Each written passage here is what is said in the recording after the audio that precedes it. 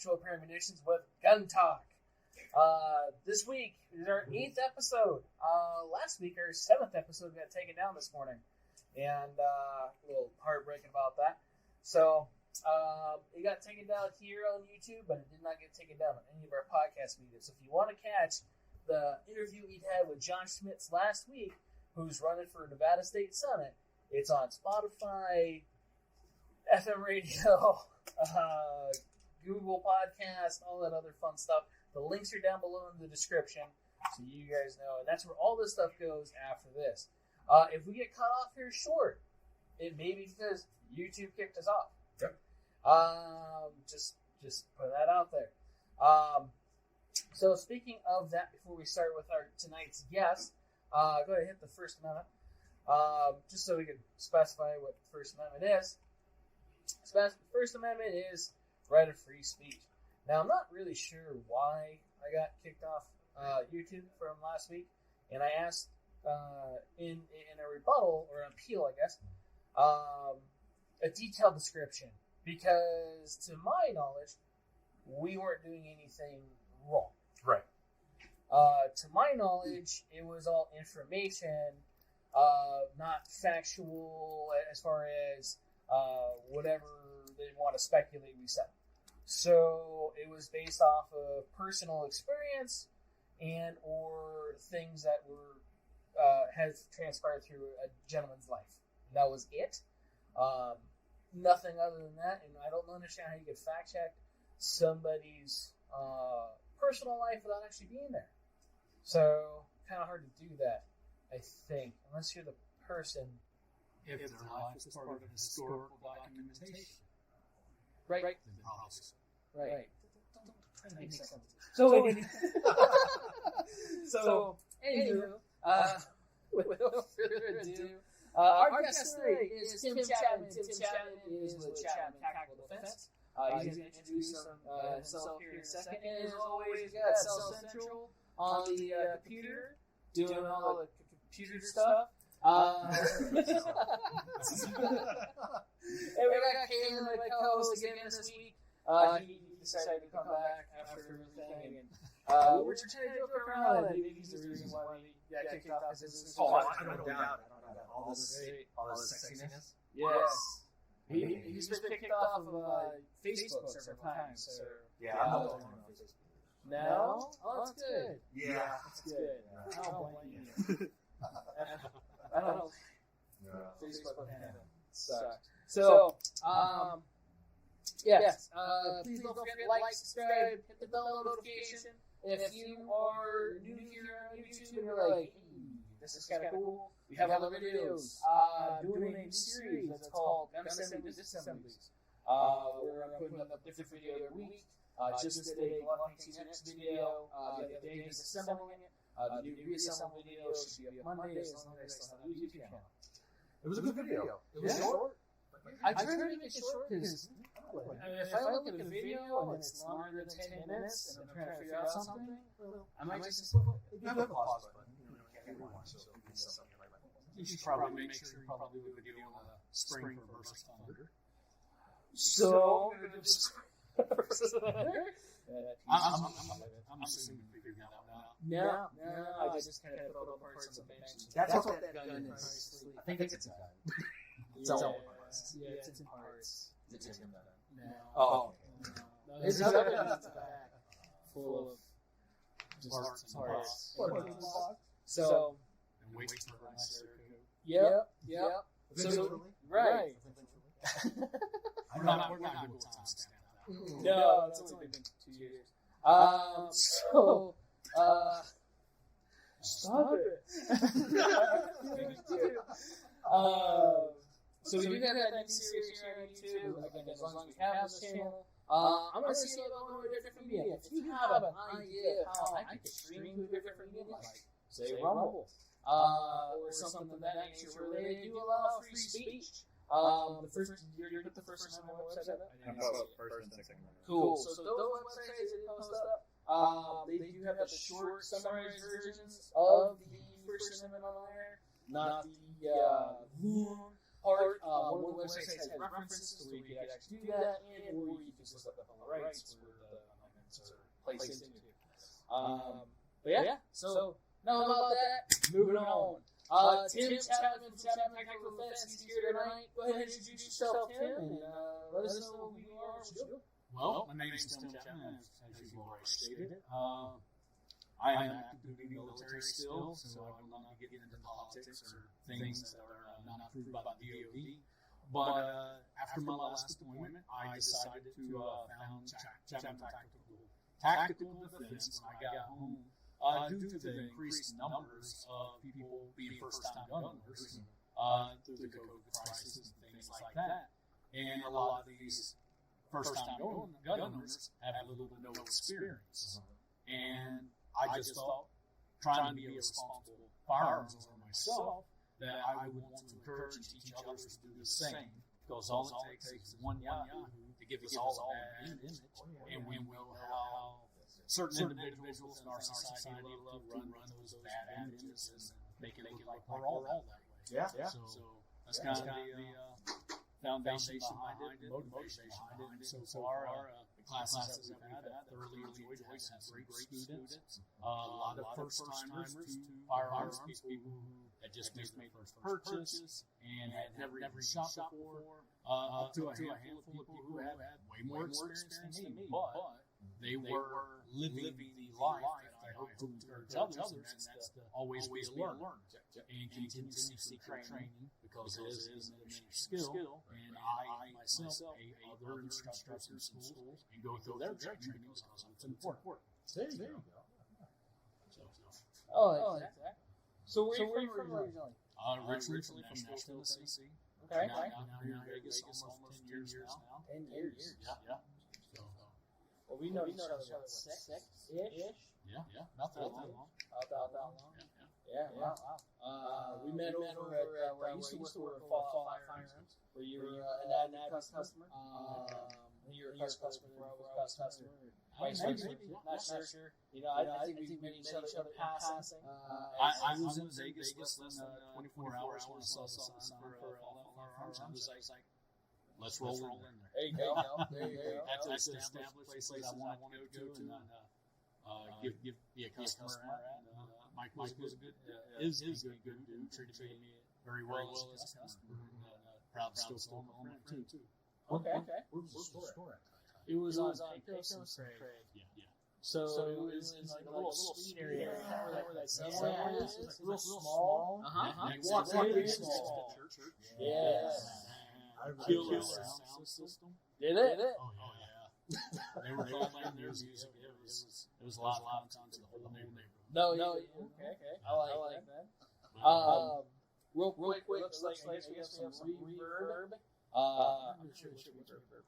It's like sounds or anything. Yeah. So Cardi just let us know about that. If you are watching this live, I am going to be putting it recorded also to where it's like now. It will be better, hopefully, with the recorded because on our cameras it shows fine. It's just you probably be YouTube or the interwebs. I am finally posting it on Instagram that we're doing this. Better. Yeah. So been here for 10 years. Started Fall Firearms. That's kind of cool. You came out here. We deployed I was at Air Force Base. Prior to that, I was in Germany. Prior to that, I was in Korea. I was in Utah. Okay. Spent most of my time either overseas or here on the West Coast. Far away from overseas. Yeah, the closest I've been was Egg, and was the least amount of time with any base. So, Thank you. Yeah. Keep the irritation on ready to fight. Right. Just keep these guys actually better killers that way. How do you fight as an airman? Just ask that. With bombs and missiles. Bombs and missiles. Okay. All right. Round the distance. So, Air Force Boys not stationed at Preach? Yes. Cool. So tell us a little bit about Air Force Base. For those of you that don't know, there's two Air Force Bases here within Clark County. Ish, right? It's still Clark County. Yeah. Sort of. Yeah, it's pretty close. It's only 9 counties. But it's kind of out by itself, 95, heading towards Taupo, I guess you'd say. Yeah. But across the street from Indian Springs. Yeah, which is growing quite a bit now. Yeah. You got a gas station, casino. Some gas stations. And a big place in it. Yes. Which was East Coast call it a showings. They had a different name for Bob's Big Boy? I mean, it's the same character as far as I'm concerned. I'm sure still. It's like, there's only like one of them in existence back home. That was like 6-7 years ago last time I went home. So it may not be a thing on the East Coast anymore. I don't know. It's like Carl Jr. and Hardy. So Hardy's on the East Coast. Yeah. Okay. And it's the same star. Yeah. It just maybe a little more, hillbilly. But if this really want to get sophisticated, I know there's a couple of crack themselves here now, which has not been exclusive to the East Coast. But if they wanted to get truly classy out here, we'd get a Waffle House. right off the knife. And that's where coming to some classes will come in handy. Yeah. First job I had was a cook at a Waffle House. Really? It was very interesting. 6 months being 15 years old, cooking at a Waffle House and very chef on weekends. That's where I really honed in my fighting skills. I heard you never really fought until you fought Waffle House. Hey, man. It's real life. I mean, I'm not embarrassed to say this, but if you do frequent YouTube, just look up Waffle House fights. And you will be entertained for longer than what you're willing to admit. I'm not going to admit how long I'm sitting there drinking beer or whatever, and watch these things and like, oh my gosh, this is amazing. It's kind of like a Gracie breakdown video of how fights in real life happen. But yeah. Are they better fights than Golden Corral fights? Those are the golden ones. There's a recent Golden Corral one where the entire restaurant was fighting.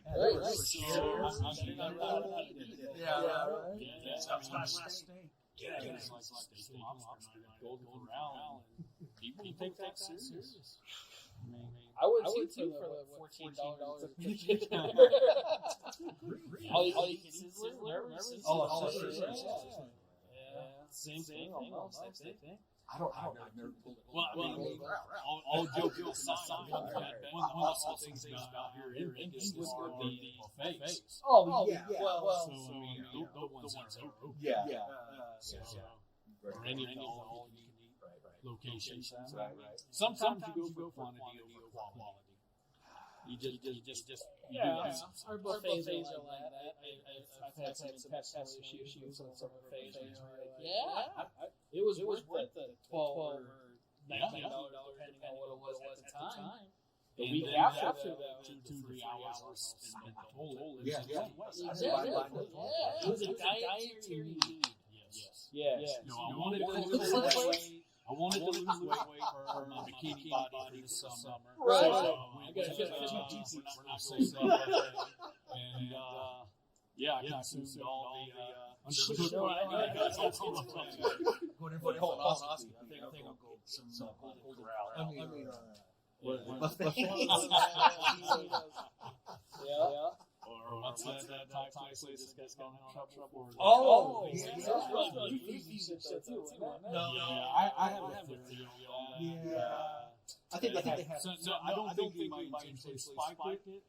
I think there might have been some bags of something that got busted in shipment. I just thought they had like very cranky customers all like, Yeah, I mean, don't get me wrong. I mean, a legit Waffle House experience during my time there was we had another teenage kid who worked there who liked to go into the back and smoke, and as soon as he was making chili or something like that, he'd flip his ashes. And he's like, you know what would be really funny? He's like, I'm going to dump like 8 bubbles of hot sauce back here and just make it really hot and such, and then send it down the surface. So, especially here in Vegas, one of the things that are illegal, I am surprised that we haven't heard more of people doing things like that. public standards. I'm not encouraging it. I was always just kind of waiting. Somebody is immature and will find this hilarious. Yeah. Kind of like having Thanksgiving dinner in their house and see Granny eating some brownies. Granny probably is a mellow time. Don't encourage those types of behaviors. I'm just surprised that we haven't seen more of them. Good point. Cinder's an echo. Yeah, do you see it? Yeah. I didn't hear it on the headset earlier. I don't hear it either. I lowered maybe it. that's what he was talking about with the reverb. Do you lower it down? Does it sound better? Is it from your top secret appeal rejected? Headset that you got around your neck? No, well, hopefully not. You know, let me turn that off. Some RF coming off of Bluetooth? Could be. Tim, are you a genius by chance? I do very well at the B-Dubs tribute. There we go. How about? Yeah. See, You could be right. Could be right. What's that plate in my head again? It could be the plate in my head. You know, oddly enough, there's a lot of things that do RF signals, like you're talking about. And now one podcast I was on, that I got asked to come back, and then they changed their mind. I don't know why. I know. Because that video probably got taken down. That's So we're finding a common denominator. right. It's me. It's so. Yeah. So I'm gonna have to read that email a little bit. But I guess that was a really quick review rejection. Yeah, it was all like, oh, this guy's good. Yeah. Gun shit? Nobody probably reviewed it. It was probably a computer reviewing it for specific words that were mentioned. Probably. And detecting those algorithms. Probably what it was. He never said sorry in it, so we rejected it. Right. Did you say so? I don't know. It was First Amendment. You didn't appease the powers. Yeah. Yes. The overlords. You probably didn't. Probably. It's so. Where were we? We were talking about getting rid of feet.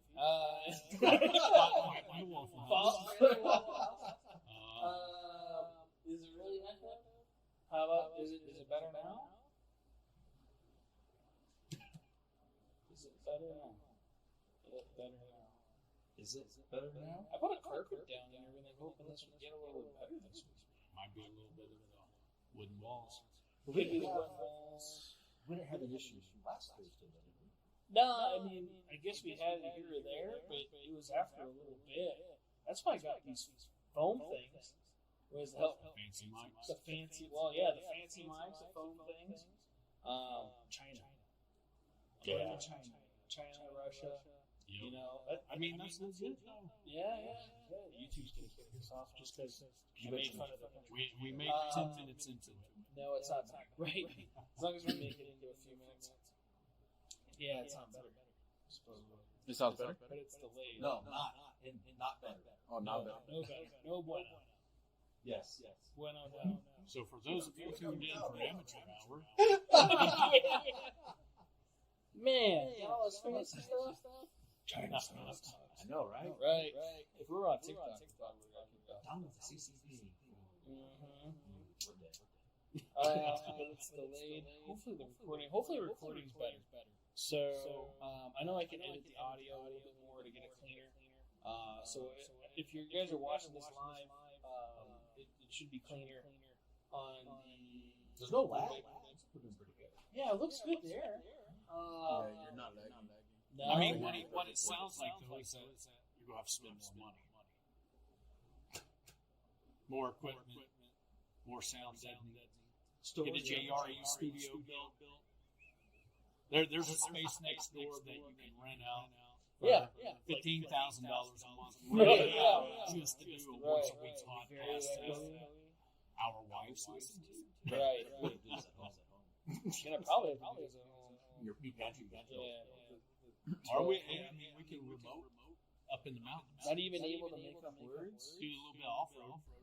I think it's the live. You think so? I think so. I think it's the live because if you're hearing it good there, that's recording everything. So the recorded variation should be better. I think every one of these, the recording is better, period. The bad part is the live always gets the more views. So I like the live getting views. I like you guys being able to participate and so on. But like that video looks good. It does. That's why I have this little tablet right here. It looks good. Right? Yeah. You don't have the audio there. God, look at that. So Dude, that's a lot of screen we're trying to fill up right now. We're filling it up. Is that a wide angle? Need more filler? That's a triple wide angle. Right. YouTube's testing his patience. Yeah, I think it is. It probably is. Yeah. Probably YouTube. It just prompts time for people to be on the internet looking at things like this. Well, the other thing too is Are they looking at us? we are the On YouTube. They're probably watching some little dance or something. Or, right. What's the next thing we should eat? We are the furthest from the Wi-Fi here on that thing, and that is a cheap ass Lenovo that I was given to from my other job, and which I appreciate, by the way, if anybody's paying attention from wherever I got that. It's really nice to have that I use for school only.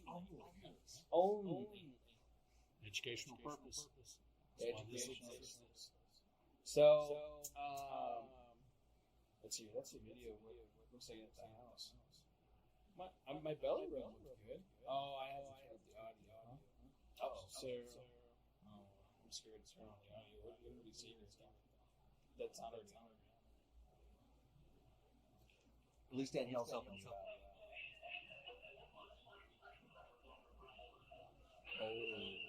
Wow. Oh, dude. So is there a there's something else talking. Something else is picking up. Not like the desktop. Is the desktop muted? Hit that mute button up on the top left. See that mute button? On the keyboard. The keyboard. Holy crap! That's what you mean. That shit was on the whole time. Yeah. Oh, man. Oh, so we got the special effects for singing voices. I like that. Wow. That's crazy. Thanks, Danny. Yeah. Right. Is that better? Tell her I said I'm sorry. You're not sorry. She could hear me. Right. You tell her I'm sorry?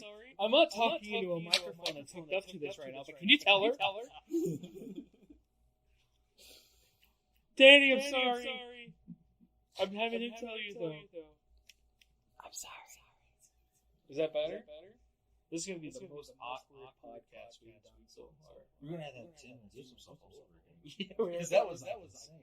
Hey, it's better. Yay! We fixed it. Because of me. Yeah, I guess. All right, so welcome to Control Paradise Podcast live on YouTube. 7-ish on YouTube. Yeah. So, holy shit. Redo. Yeah. Oh no, still echo? Motherfucker. What you do? Is there another pickup on the dealio box? So you see your mics? They should have a little thing, and then you have your earphones. Does that have a little thing? Yeah. Is the speakers and Speakers? The Turtle Beach. Okay, click the mute on that. Click the mute on that. See if it's less echo. See if that's better. Can you hear anything now or no? I'm good. You're good? You can hear it? Mm-hmm. Alright, see if that's better. Let's see if that's better. Then we'll have to see. Holy crap, what the hell happened? That's pretty funny, but... I mean, I tested everything before. It didn't sound like weird. that. It's only episode 8. Yeah. Right? Should have figured this out already. Maybe. But, dude. So, is it just like their normal echo, or it's kind of like, whatever? Sounds like there's multiple mics picking up. Does it echo? No echo. No echo? Okay. Well, there is multiple mics picking up. Renato said, yay, it's gone. Yeah, it's gone? Oh, okay. All I right, fixed it single-handedly. That's I heard something like this come this way that was telling you to do something. yeah. So this was coming, and it's something like hit the button and mute it. And Yeah. you did that. Yeah. So. But I could have not done it. You could. Well, good thing you speak the English. Because Speak of the English. it would have been really hard. Is it because I'm Mexican? No. No, I'm just part of it. Whatever you did worked. Yay! Whatever I did worked. Thank you. Appreciate that. Who said that? And, the boss. So, Oh. that's the one that matters. So, Our headquarters commander. yeah, headquarters commander. All right, I'm thanks, so sorry. Donato. Thanks, Dave. Thanks, Car98. Holy shit. Now we know what fucking reverb is. All right. So, believe it or not, we did test this before. I did. I spent several minutes testing this. But it wasn't live streaming. It wasn't live So, streaming. Yeah, and then it could Another have been factor. the YouTube thing just, like, not liking me. So, anywho. Everybody, that's Tim Chapman from Chapman Tactical Defense. Jared, Kalen, South Central. We may get kicked off YouTube any moment. So, if we do get kicked off of YouTube, I will put this on YouTube again. Because, fuck you, YouTube. Yeah, and, exactly. right, so, is it better? Sounds crisp. Yeah, it sounds, It sounds good? Hell yeah. That's all we need to do from now on. You gotta Just- remember that, Just though. gotta remember that. Yeah. It's like, take pictures of that shit. The settings. Yes, boss. Anything else? Yeah. Maybe. Shoes need China. Bruh. So anyway, we're just joking. We love South Central. He only shined my shoes once. So, He did a piss poor job, too. he did. They're still brown. Horrible. Right. Right.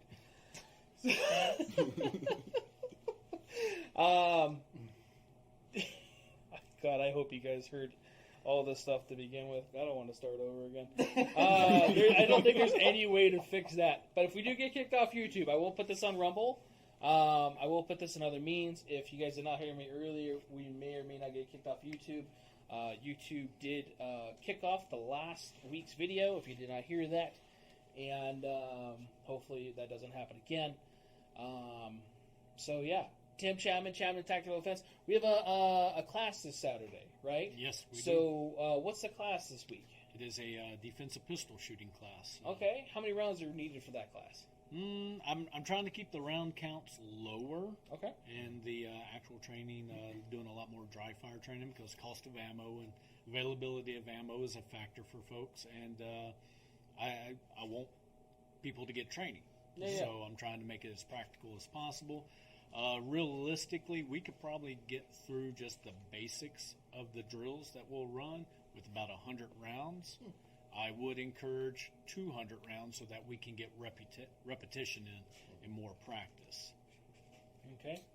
So, I don't know who's eating in the back. What do you mean, who's eating in the back?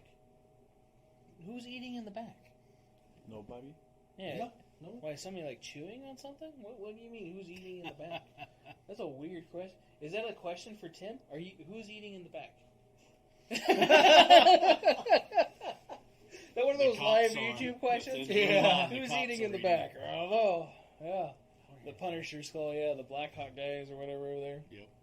So, that was kind of awkward. Sorry, Anato, but yeah, are you chewing? Am I chewing? Is that him? Yeah, it's Anato. So I don't know. He's who's probably chewing. just hungry. He could be hungry. Go eat something. So, What's wrong with you? right. Who's eating? Yeah, jeez, where Bring you the taco. ate? I mean, if you brought snacks, I'll take one. Right, if we brought snacks. How much was the class? The defensive pistol Yes. shooting classes are $125. $125. That's not And bad. and it will run. We'll have about 2 hours classroom time where we talk about ethical responsibility of gun ownership. We'll talk some situational awareness, everything to consider before, during, and after a shooting. And in some of our drills, we actually practice those things also. So, I mean, there's so many things that you can train and practice. Right. That you're not going to get it all in a roughly 6-hour class, which is approximately how long the classes last, with only 2 hours of it being classroom time and discussion, Mm-hmm. but we discuss things while we're out running the drills, why the drills are important, the scenarios you can find yourself in. Mm-hmm. And I highly encourage people to not purchase any new or extra or special gear that they don't normally conceal carry, Right. or anything that they wouldn't already have Right. at their house. It's let's practice with what you Mm-hmm. got. We'll see. We'll test your limitations. We'll test the limitations of your equipment. Mm-hmm. We have had students that had, well, you were there for the class, Yep. drawing from their concealed carry holster, and their whole holster come out with the firearm. Wow. And that was a little bit more of a mistake on them, to where the clip went over the belt loop rather than going around the belt and hooking. I was like, that's another one of those things before you step out of your house. Mm-hmm. You make a mental note of, now that it was better that he experienced it in training Exactly. environment than in a real environment. Right. So, but it gave that particular student something to think about. Mm-hmm. And okay, well, should I carry extra magazines? Does capacity matter with the magazines of the firearm that I carry now matter? Mm-hmm. All those things. Okay, well, this is the drill. This is a potential situation, and you only have one mag, and it's the one that's in your Right. 6-round concealed carry piece. Right. Nothing wrong with the firearm or the capacity of the magazine, but you're not likely to find yourself in a gun battle. But you never know. People do drugs. Yep. They don't feel pain. Mm-hmm. You know, they may be a failure to stop. Exactly. And more than 2 or 3 rounds might be necessary to stop the threat. Right. So, but yeah, I highly encourage folks to practice with what you own. There's no need to buy special or unique gear just for any of these classes. Mm-hmm. Matter of fact, even if people don't have a holster, you know, it's like, okay, well, it limits what we can drill, but you can still practice the other things. Yeah. And then we can talk about, hey, this is what you should or shouldn't consider for your lifestyle and things like that, because there's so many variables.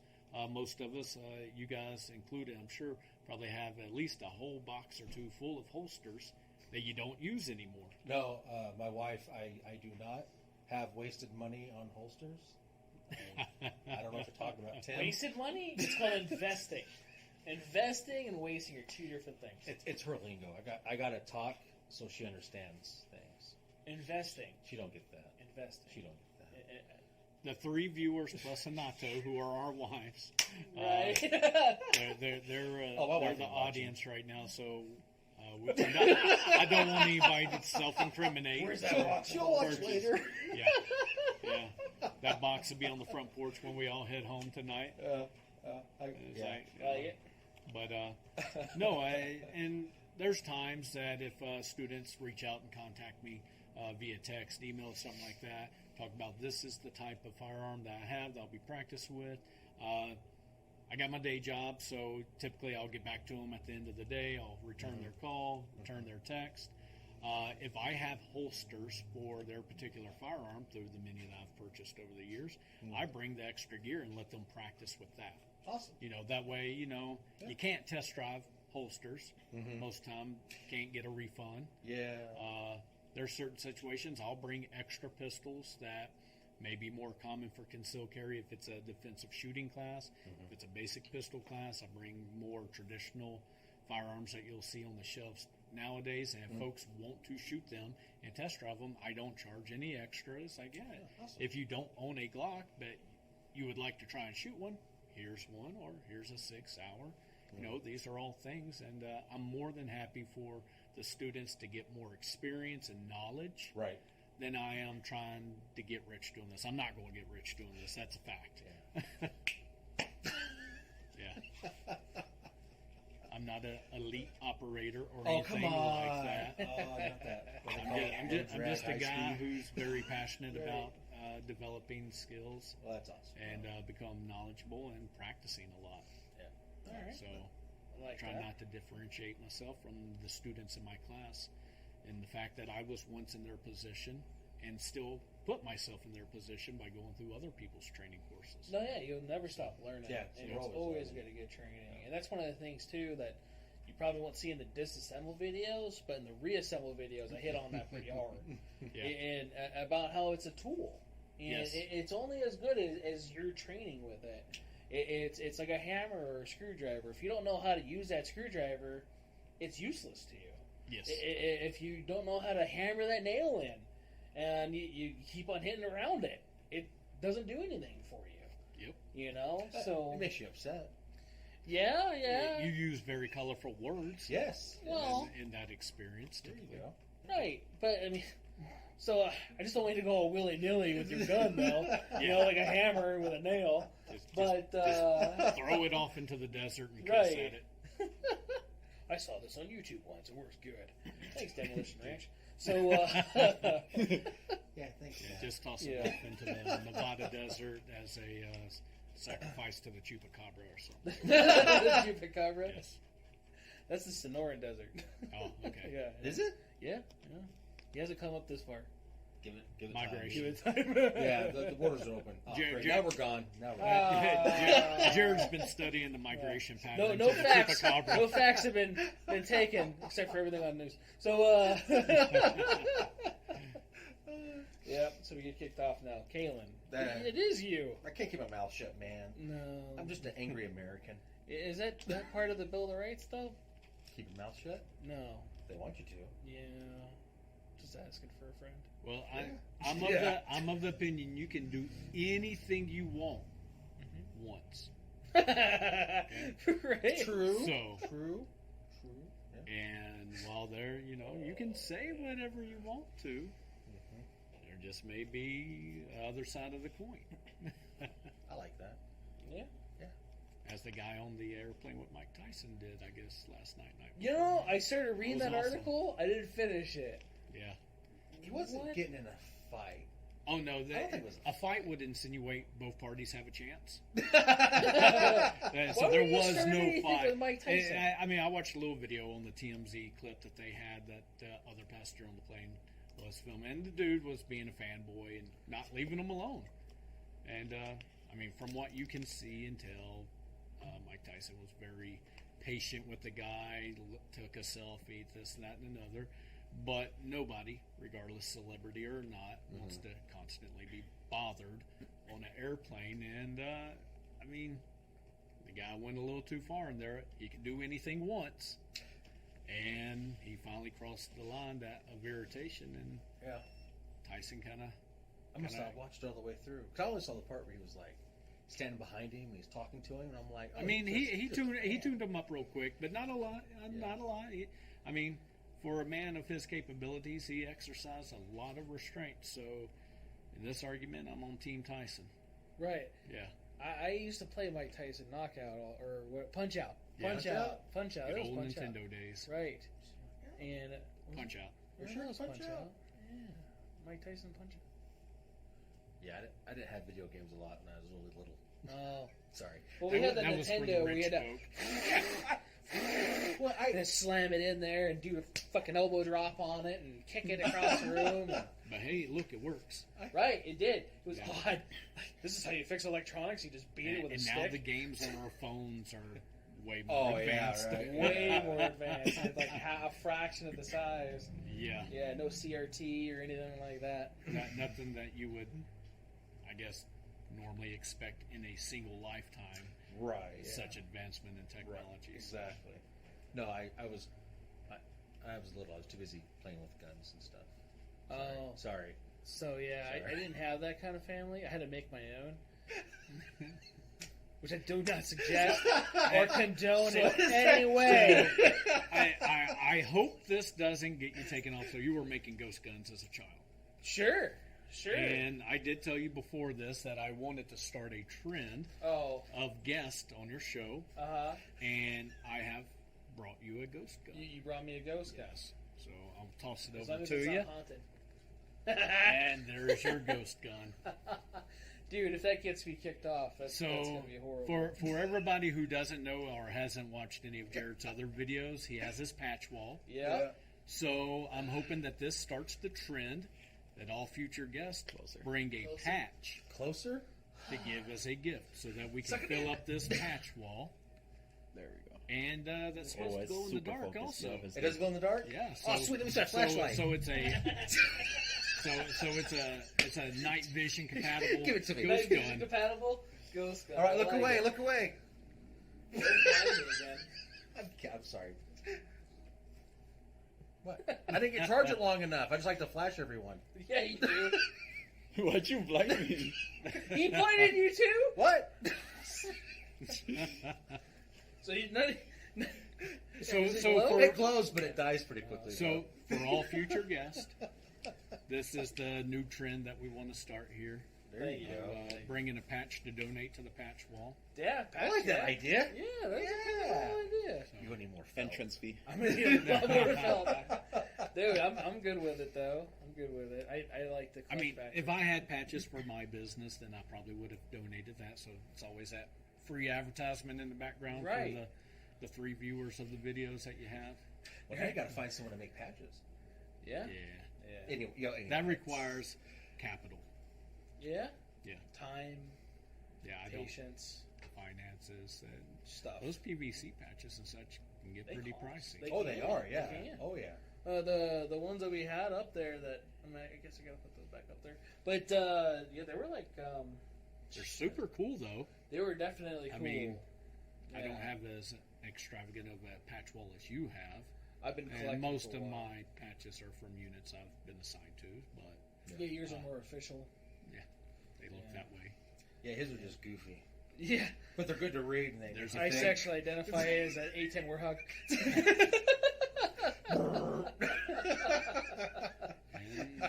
I've only done that once.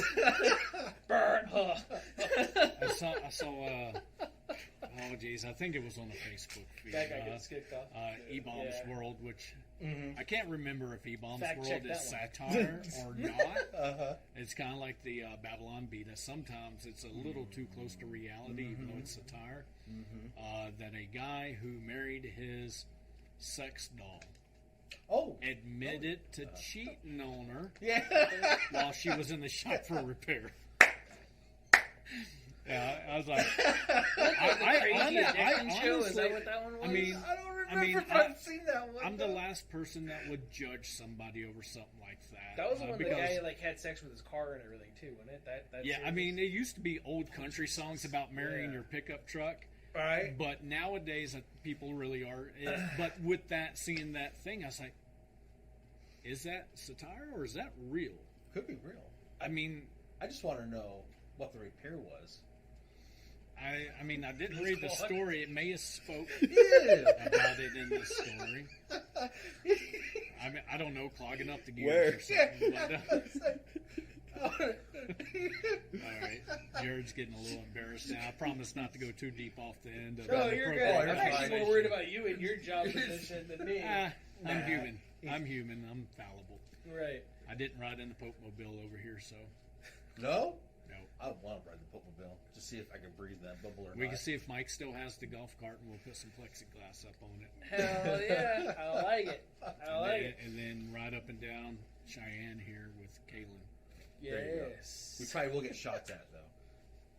Yeah, Well, but, we're not. but you're going to attend some of these classes and know how to fight back. Defend yourself. Yeah, but if we're in a shielded bubble, It's just gonna be moving plexiglass. us. I mean, it's going to be plexiglass from Home Depot or Lowe's, so it's probably not bulletproof. Hell, I don't think even. I'm not going to say that. I'll get kicked off. It's like plexiglass. I can tell you all about plexiglass. It's everywhere. Thank God we have plexiglass because of, but I can't say it. Okay. I like the guards, Oh, yeah. Your front, you hand your cashier your credit card, and you hand it around the plexiglass, Oh, the- and she takes it from The you. thing. Yeah, The it thing. was like this big You of a know, man, shield. the thing. The thing. Yeah, the that thing. thing. That's what it said. The thing for like the last 2 years. It's a stupid thing. Yeah. Let's try and keep Tim's video on, Right. shall we? So, we have that class this Saturday. $125, about 200 rounds. The defensive pistol. We also do another class here. It's basic pistol.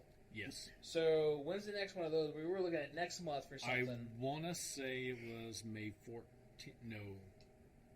I don't know when the next Pop one. It quiz. depends on if we do the gun show or not. Right. If so we that do was not, Mother Day weekend though too, and yeah. yeah, And that there's was a fight that night that I'm going to be watching definitely. So yeah. So that might change a little bit. So we'll definitely update the Instagram and stuff. And if you guys have not followed Tim on Instagram, he does update everything there on Facebook too. I think. Facebook also, but Facebook doesn't seem to really get much traction or kind of hit very wide audience. I have experienced growth that was not expected on Instagram based off of some post, but looking at the analytics that they provide to you with the business account, it seems like most of the folks who see my post or like my post don't follow me. Oh. It's like something random that comes, oh yeah, that's a pretty good post. Bastards. And I mean, it's probably Russian collusion or something. Probably is. But hey, I'm a fan of the Russian people too. They're people just like us. Right. They're politicians, different story. Yeah, you know. But we're not going to go down the politicians route. No, we'd have to get fact checked. It's a slippery slope. Yeah. It always is. Yeah. It depends on what year it is, and then. Anyway. 1984. Yeah. Good book. For everybody who needs to put their tinfoil hat on, we're going into that. No, we're not going into that segment. No, we're not. No. We're gonna need some more of those, I think, soon. Well, what? Yeah. To jump back to the training, what's basic handgun?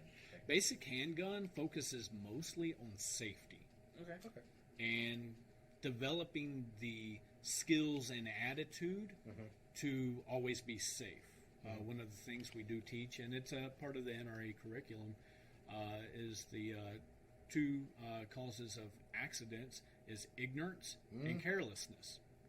And I mean, to expand beyond firearms, you could place those two categories on any type of mistake, accident, failure, and anything in life. And with folks coming to the basic courses, we want to take care of that ignorance side and get them educated, get them knowledgeable. The classes, it's not just me talking and lecturing or anything like that. It's very informal in the fact that if a question pops in your head, interrupt me. Because it's more important that we address any questions, especially for new firearm owners, any questions they may or may not have concerning especially safety, because everybody's environment is different, and a lot of times we get stuck in a box of, well, what's the best this or what's the best that? And it's like, well, I can't honestly answer that question unless I know your environment and your situation. You live in a home, you live in an apartment, things like that. Do you have kids or not? You know, all of those play a factor into how you should live your life. And how I live mine is not for everybody. So that's why I try to focus on is not being too dogmatic about philosophies or things like that, other than your firearm safety rules of, you know, treat all firearms like they're loaded, finger off the trigger, stuff like that. That stuff you can't deviate away from. And that's why there's only 4 basic rules to firearm ownership. Is that so people don't forget the ones that are the most important. I've never understood how, and we've heard the stories numerous times, probably more so when I was younger. Oh, I didn't know it was loaded, and I accidentally shot my dog while I was cleaning my gun. It's like, how do you clean a gun when it's loaded? When there's something in the chamber, when there's a magazine. That's one thing that I've never been able to understand. So I usually bring that example up to the students because most everybody's heard that excuse. And it's like, well, that gets to the carelessness part. Carelessness, complacency. Complacency falls in it. And the arrogance, ego, a lot of things. And the one thing that I try to stress to people is that I'm just like everybody else. Now, the ignorance part, after 3 decades of being around firearms and shooting, the ignorance part shouldn't be much of a factor for somebody like me. What I have to pay attention to and be cognizant of in my daily activities is getting careless. Because we're all prone to these failures. But if we pay attention and we think about things, because a lot of times, especially we get on our phones or something like that, we're not rubbing those 2 brain cells in between our ears together very much, and we're not thinking, and that leads to being careless. So there's a lot of responsibility which is something that a lot of people don't like to talk about with firearm ownership. We hear it all the time, my rights, my rights, my rights. Right. Well, rights have responsibilities, and that's what I try to encourage to all students, anybody that listens, people listening to this podcast. One of the things that I hit on, and I underline it in one of my slides that I have for the class, is this slide, we have responsibility underlined, and it's mentioned 8 times compared to only 3 times that the word rights are mentioned for a reason. Because that's the more important part of our rights is our responsibilities. Sure. I have a responsibility not only to myself, but to everybody that kind of works in my bubble, encounters with me, strangers on the streets, my wife, my kid, all that. I have a responsibility to practice good firearm safety. And I don't want to sound too much like a preacher when it comes to that, but especially with the new to firearms people, I think it has to be hammered home. Right. The last 2 years, there's been a surge, Influx.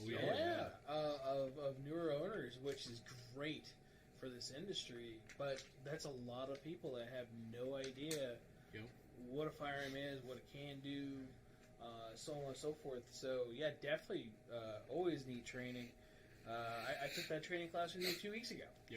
Learned some stuff there, and the other guy found some limiting factors of your own capabilities and of your gear, and that's what the classes are intended for.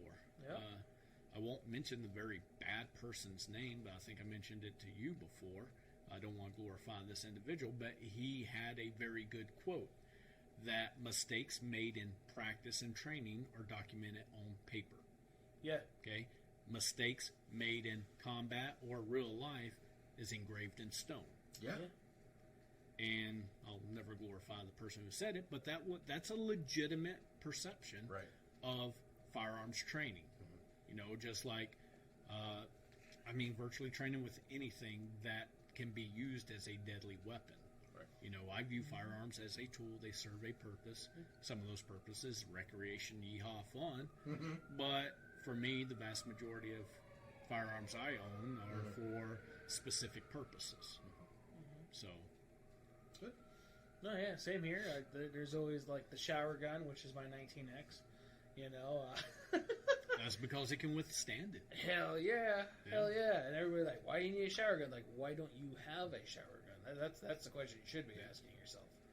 Well, I've shared the story with you once before, and it wasn't a shower gun, but the residence behind mine, and this was probably 4 or 5 years ago. I'm in the shower. And all of a sudden, I hear a big boom. The flashbangs. Yes. Fast forwarding, it was SWAT with flashbangs raiding the house behind mine because drug dealers. And a few years earlier, talking with my neighbors, a house on our street, similar situation, cops chasing a bad guy. Bad guy jumps the fence, busts in the back door of the house. Okay? The guy and his family were walking in the front door at the same time, and lucky for him, the guy was armed, but so was the homeowner. And he plugged the individual in the chest a couple of times, put him down, and protected his family, because who knows what that criminal might have done in that situation.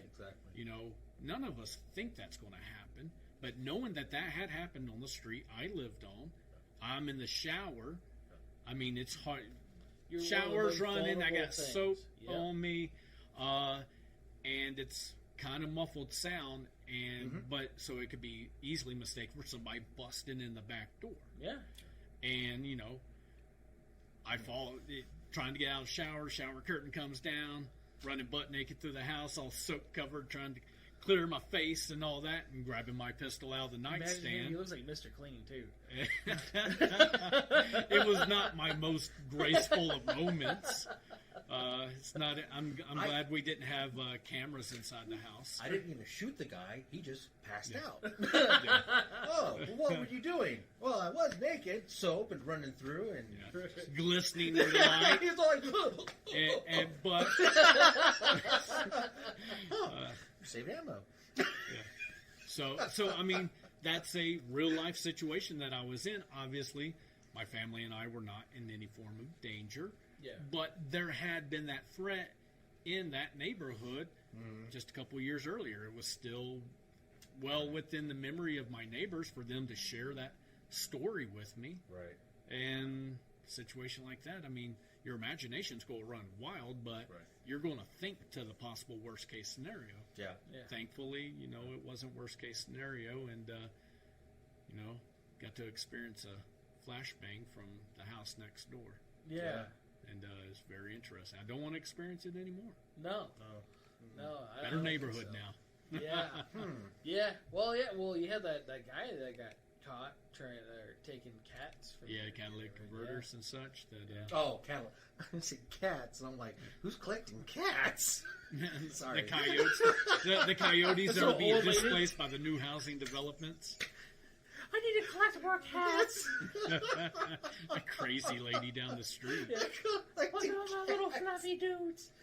My little fluffy dudes. Fucking like I'm calling them like my dogs. Yeah. Cats aren't dudes. They're evil. Yeah. So I mean, Cats things are a like lot of that Satan. are, you know, thankfully, I mean, I've been concealed carrying my entire life.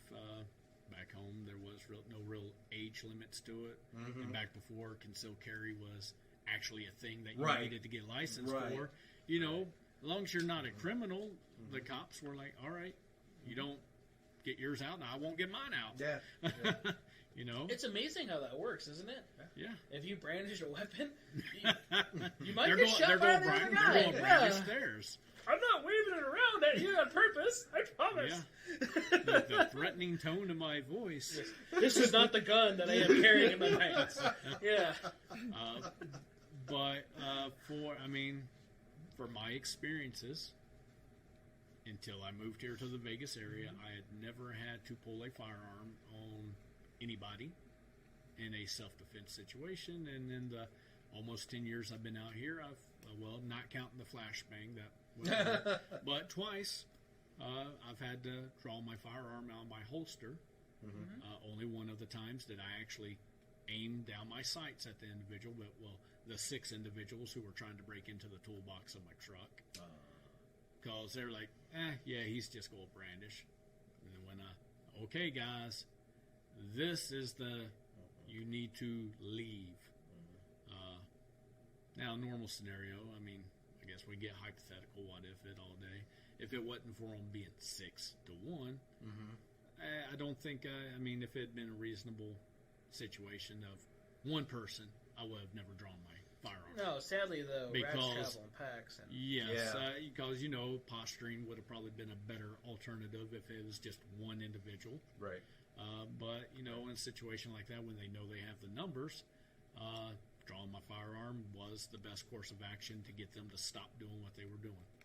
Now, inherently, I don't believe any of us want to shoot other people. No. You may get the kind of the hillbilly mentality, you breaking my house kind of thing, and that's a horrible attitude to have, because I don't think those people understand the mental, emotional effects that actually shooting somebody is going to have on you. And that's not something we cover in the basic class, but we do go in depth in conversation in defensive class about that, because we're talking about personal defense now. We're not talking about fundamentals. It's like, hey man, look, it might sound cool to I carry 45 because why shoot more than once mentality. Lawrence caliber. Yeah. I mean, don't get me wrong, I love 45. I love Don't my need Colt. more than 7. I love my Colt Wiley clap, but the attitude a lot of times is what I hope to affect with the defensive class. Hey man, look, if you've never been in a situation like this, understand that these are things that are going to happen to you, and it's not glorious. Right. It's nothing like what you would see on the movies. It's nothing like we would talk about in the locker room, kind of bro code, and I try to be very much not that gun bro guy when I have these classes, because I'm just a regular dude on the streets that has a passion for doing this, and I want to pass on my knowledge and experiences to others, and hopefully a positive attitude towards not being that gun bro kind of mentality, or some of that old mentality that we've all been exposed to like that. And that's the thing too. Like I find it a lot here where customers want to get and I'm all for it, get a CCW, and they think that's the only training they need. Yes. And in the CCW class, I don't know who you're taking the CCW class through, but you're not getting any formal training, any formal gun training whatsoever. It's all laws, regs, and everything else. The NRS rule this, NRS rule that. Here in the state of Nevada, it's a little different. We do have to qualify. There's some states where you just go on, like, take a test and, like, the muzzle's over here. Depends on your status. If you're military law enforcement, some states are like, just come down here, do fingerprints and a picture and pay for it, and you're good. Right. Yeah. Which, I mean, I can see and understand that to a certain degree, but not every military member is a rifleman or a sharpshooter. Exactly. No, I mean, there's everybody does get training. Yeah. And depending on, it's always based off the instructor, whether it's good quality training or if it's somebody that's not. I know my curriculum for getting licensed to be a CCW instructor has been approved by the state. It's just, paperwork takes time, and I'm sure there's other people doing it. But I also know what content's in my CCW class. Yeah. And I would not rely on that content to think that I know how to defend myself. No. Right. You're meeting state requirements, becoming compliant. Compliant is very rarely good enough. Yeah. But there's good stuff in it. I mean, it has to touch on a lot of points, and you're only skimming the surface. And once again, it's hard to. I mean, we all imagine that we're way better than what we are, and I believe it was. I believe it was David Goggins, because I included in the slides for my defensive class that his quote of, "Rarely do we raise to the level of our expectations." But we always fall to the limitations of our training. I'm sure I butchered that a little bit. Hopefully folks kind of get I got it. It's like, I think I can fight that dude. Right. Oh, have you ever trained in anything? No. I'm pretty sure I could take. I played Mortal Kombat though. Yeah, the Call of Duty clans. Call of Duty. Stuff, yeah. It's a lot like that in real life. Don't get me wrong. That's Call of Duty and things like that are tons of fun. Yeah. I wished I had more time for video games. I know, me too. But Don't give me that look. but the reality and the perception are so vastly different. Yeah. And I mean, as guys, we're more prone to it. Ego gets in the way more so because we don't want to be less masculine. Yeah. So that's one of those things as hey, everybody understand that your expectations aren't going to match reality very often. Not unless you're one of them individuals that trains, practices, and I mean, yes, then you probably don't have ego getting in the way at that point because you've got so much training there that ego has no room. Right. But we will definitely fall to the levels of our training, and that's for sure. And I know for me, being an NRA certified instructor, a lot of folks don't encourage you to shoot in front of students. And I can understand the mentality behind that because you may lose credibility if you don't shoot really good. But with some others, and this is the image I try to communicate because it's who I am, and I'm human too.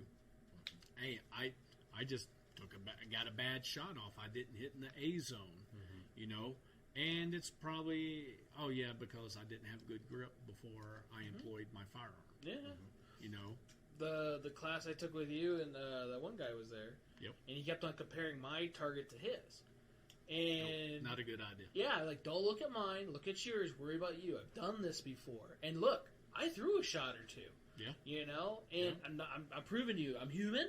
This is just what's going on right now, and it looks good. Don't think that this is all the time. And this is, that was also not a target that was welding a knife or a firearm themselves. Right.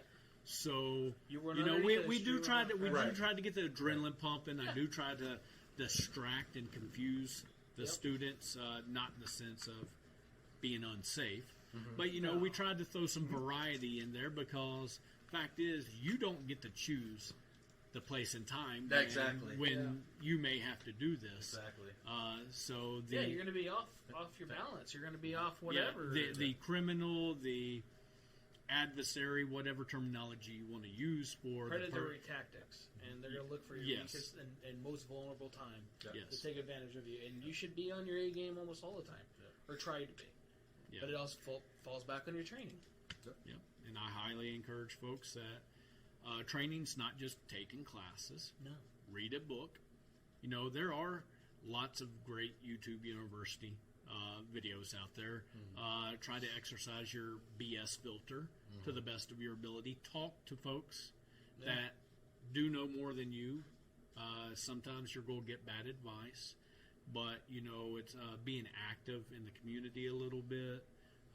I don't really encourage a whole lot of the keyboard warrior stuff on forums. Right. There is good information there, but people, like we know, are emboldened to say or put out information that they don't have to back it up with action or demonstration, especially for instructors. You know, I can make up all kinds of crazy mess and put it on the internet on gun forum, and people are going to agree, disagree, talk trash, promote, do all that stuff, and there's no accountability for it. So that goes back to the being a responsible thing.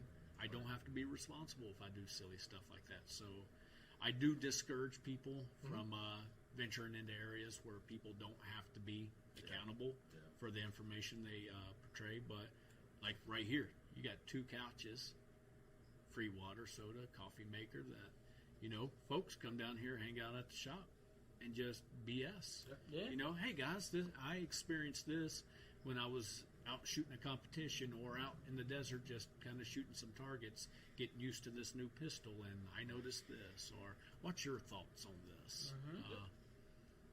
You know, this is a great location just to come BS.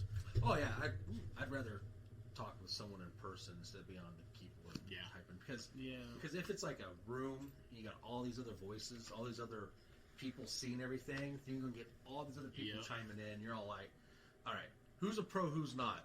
Okay, all of y'all raised your hand. No. Lost in the confusion of all the posts and the conversations. Yeah, and that. such. So most of those guys are in their grandmother's basement or whatever too. Like, let me pause my Call of Duty while I educate this guy. Right? Yeah. I had a guy make a comment.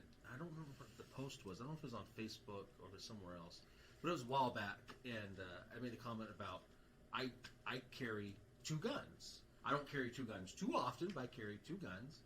My big primary, like a Glock, and I carry the smaller revolver. And some guy's like, oh, you play too much Call of Duty if you think you could draw a second gun. And I'm like, well, technically I kind of carry the second gun so I can give it to my wife, or I can hand it to someone that I'm with that I know is responsible to firearms. Yes. Because there again, she also has her CCW as I do, but she don't carry as often as I do, so I can arm her if I had to. So I got this not an argument, but I got into this conversation with this guy, and he was just like, no, you'll never, no purpose for carrying 2 guns. And I'm like, well, maybe not for his environment. Right, and that's how I kind of ended it. And I'd be like, cool, okay, whatever. Yeah. that's interesting. I don't do that. Right. But I try to put myself, okay, well, Kalen, he's okay, yeah, I could probably see where that would be beneficial for your hobbies, the places you frequent, things like that. Yeah, I guess I could see that. I mean, I guess a good example of that is I done a private class about a month ago for a group of realtors. I was spoke to one at the gun show who was like, yeah, you know, I'm just a normal woman. I'm not big and bulky. I can't fight, things like that. And she's like, but I do open houses. And I've come across some very scary situations. She's like, do you have any classes specific for that? I'm like, no, but I know some realtors. And I spent some time talking to them about situations and environments. Squatters and so on. Yes. I was like, okay, what's some of the stuff from your experience? Now, I'm only one person. I only spoke to about 5 different realtors that I know. So, you know, it's not like this huge university study or a CDC study or anything like that. Right. but it's applicable, the information I got from these individuals for this area, the Las Vegas area. Yeah. And I called the lady up. I was like, hey, look, I spoke to a lot of other folks that are realtors, and I kind of developed a curriculum based off of what I believe your experiences are.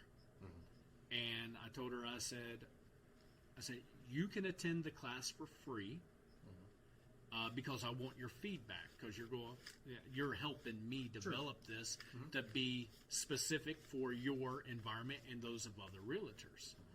And we went through the whole class. It was about 6 hours worth of training and such. And she was like, this was excellent. This just, it was awesome. I had like 6 realtors in the class. One of them was an older lady. She was in her upper 60s. Pretty petite. Not a whole lot of hand strength or dexterity. Yeah.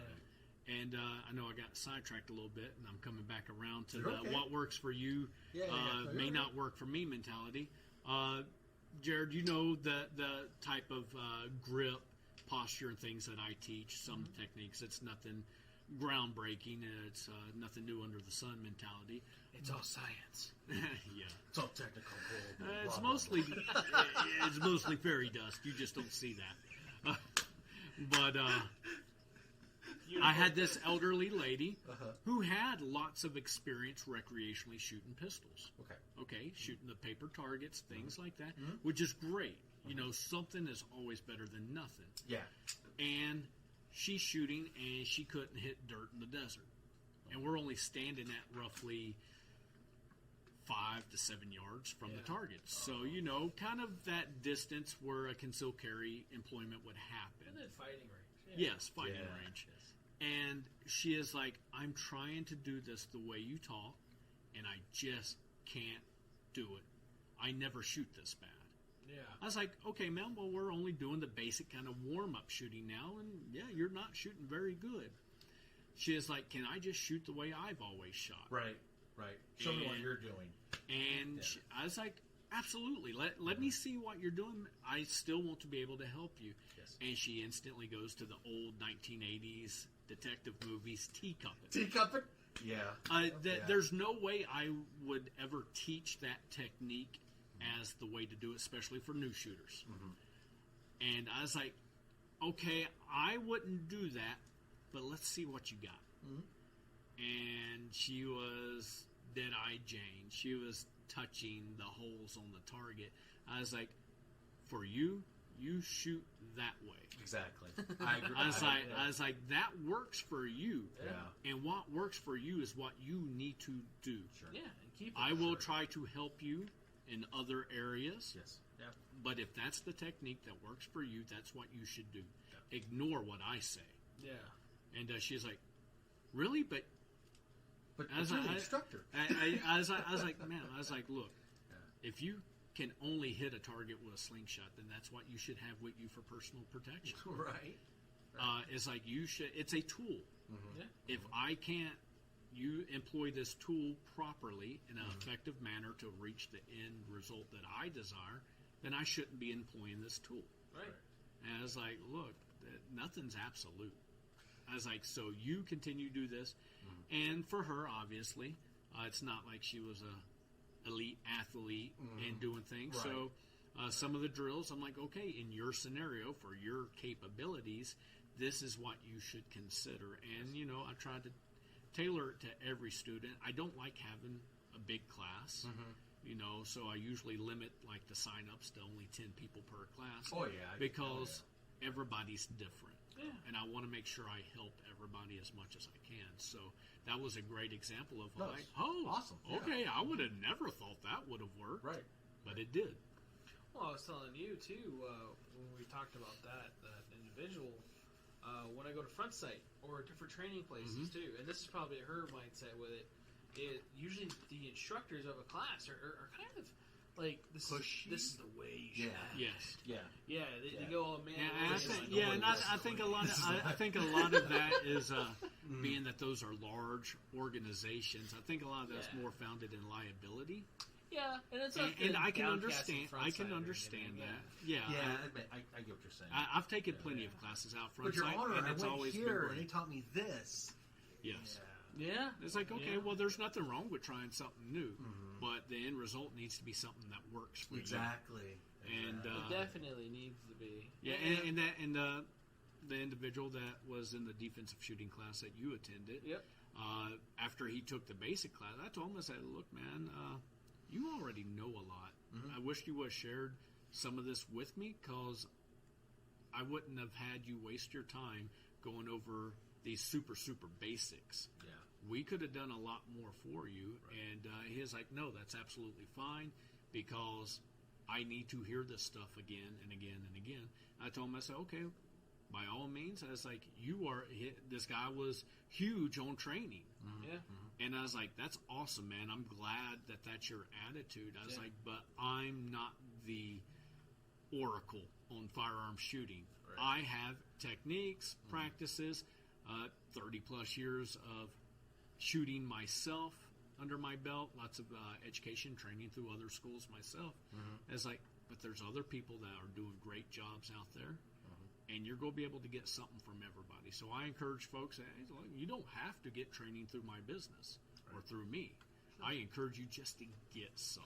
Get training. Yes. Period. And that's what I've also said on those training or the videos I've been doing. Yes. Is like, look, we do training here. If you're not in the Las Vegas area, or if you're in the Las Vegas area, there's tons of people here. There's tons of places. Depending on where you're at in the country, there's tons of places. Well, depending on the country. Even California has places. Oh, yeah.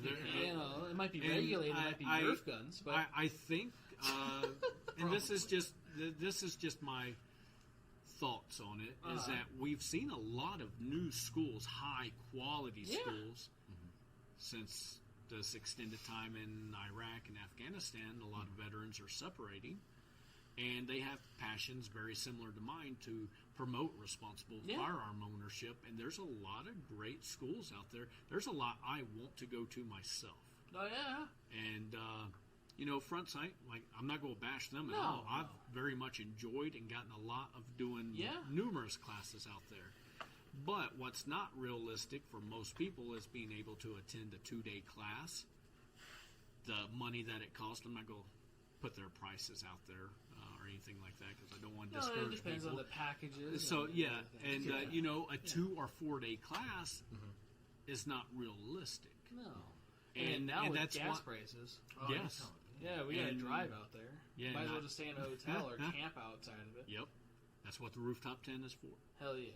But, that's why I try to focus on the two things that people typically don't have enough of.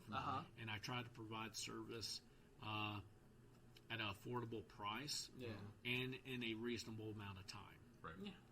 I don't want there to be a whole lot of fluff of me trying to upsell you or anything, or convince you to take another class from me, or hey, look at these awesome trauma kits we have. They're great to have. We can keep those on us for in case an accident does happen. It's like, no, let's get to the meat and potatoes. Let's get questions asked. Let's have conversations. Let's do these drills. Let's experience things.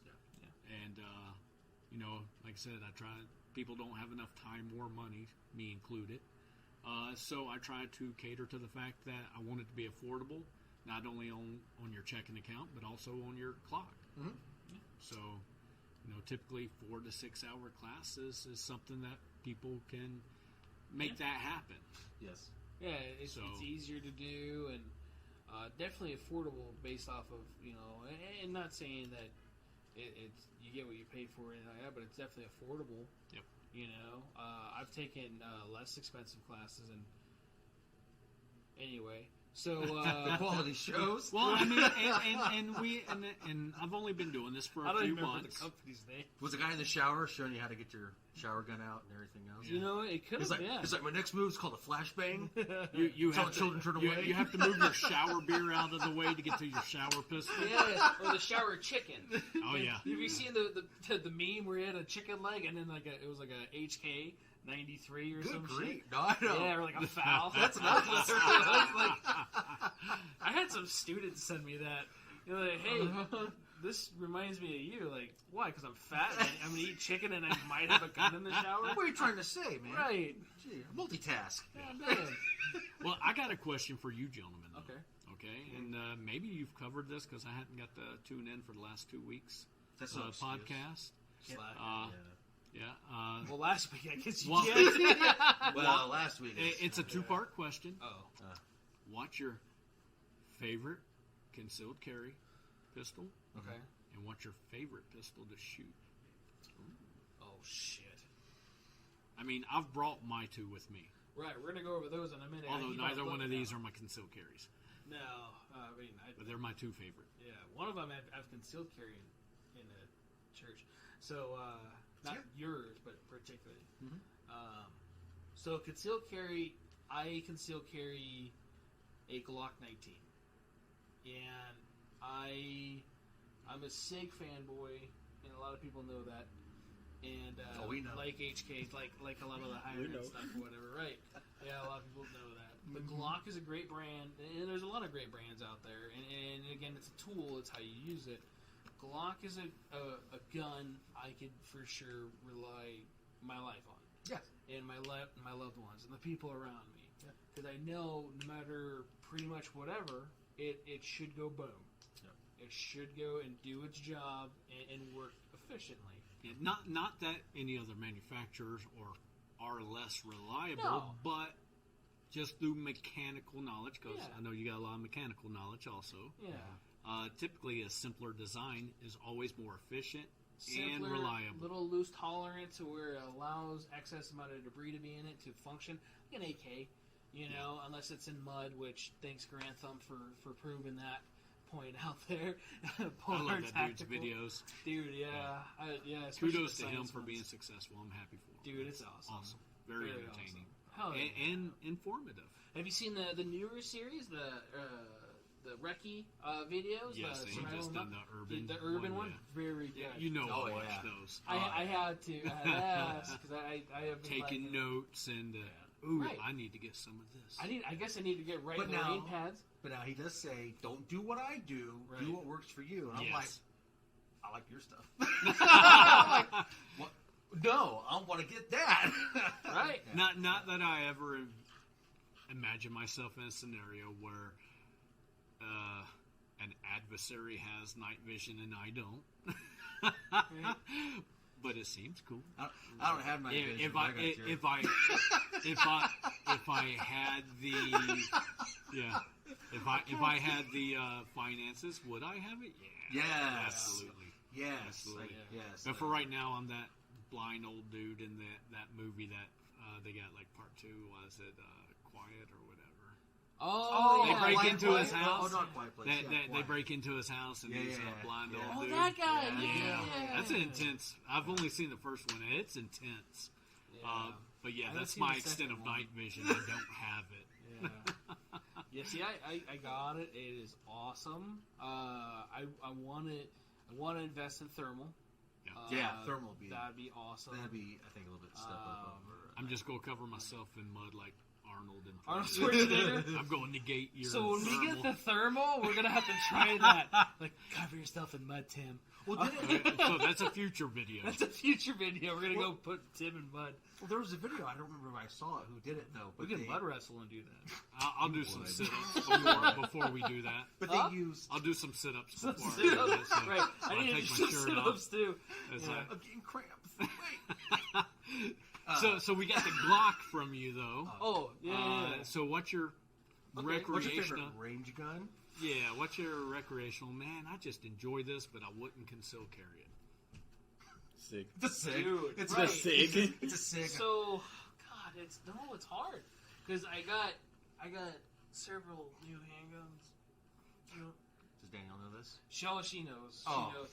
Everybody's like, don't tell Danielle, get him in I'm like, trouble. we're at the plan I this get funeral. myself in trouble as it is, and I'll even tell people like, don't worry about telling her. I'm gonna fuck this up. So, because I'm gonna go ahead and go over there like, hey, so I did a thing.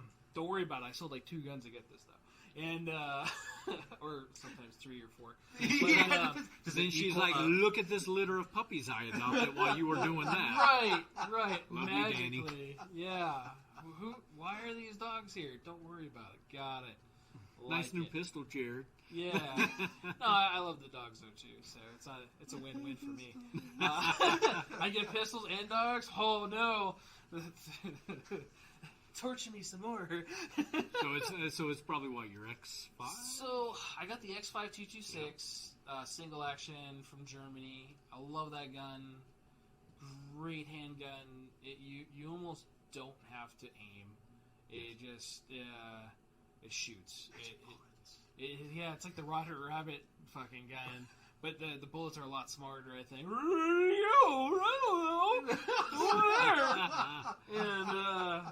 And Those are dum-dum rounds. Yeah, dum-dum rounds. That gun's amazing. I love that gun. Probably don't shoot it enough. I just got that CZ. What is it called? The what Scorpion? Is it? No, not the Scorpion. The CZ. Yeah, I know what you're talking Yeah, about. the competition gun. Yeah. Oh, with your red dot on it? Yeah, the red dot on it. That thing is awesome to shoot. Upside down? Yeah, no, that's the VP9 that I shoot upside down. So that's the thing. I got a lot. I got a couple guns. Only a couple.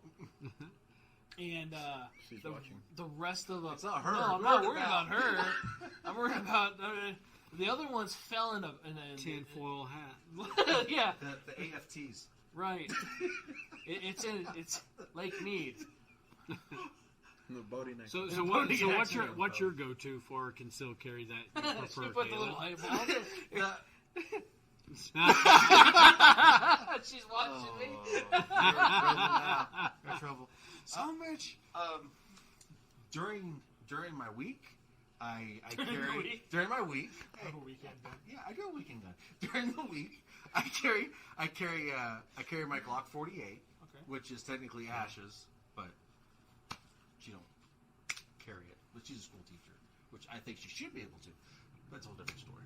But, Yeah. So I carry that primarily pistol-wise on me everywhere. My backpack goes with me. My gun's with me. I go everywhere. During the weekend, I carry my SIG 365. I got it on me right now. That's everywhere with me also. Those are my two primary main carries for pistol. Okay. For range gun, I was brought up on 22s, on old Ruger 22s, and I still enjoy 22 shooting. I think it's cheap, and it's the best when you're shooting suppressed. Yeah, I got to step up my game. That genuinely is a lot of fun. Oh yeah, especially if you get the right type of ammo. oh yeah, oh yeah.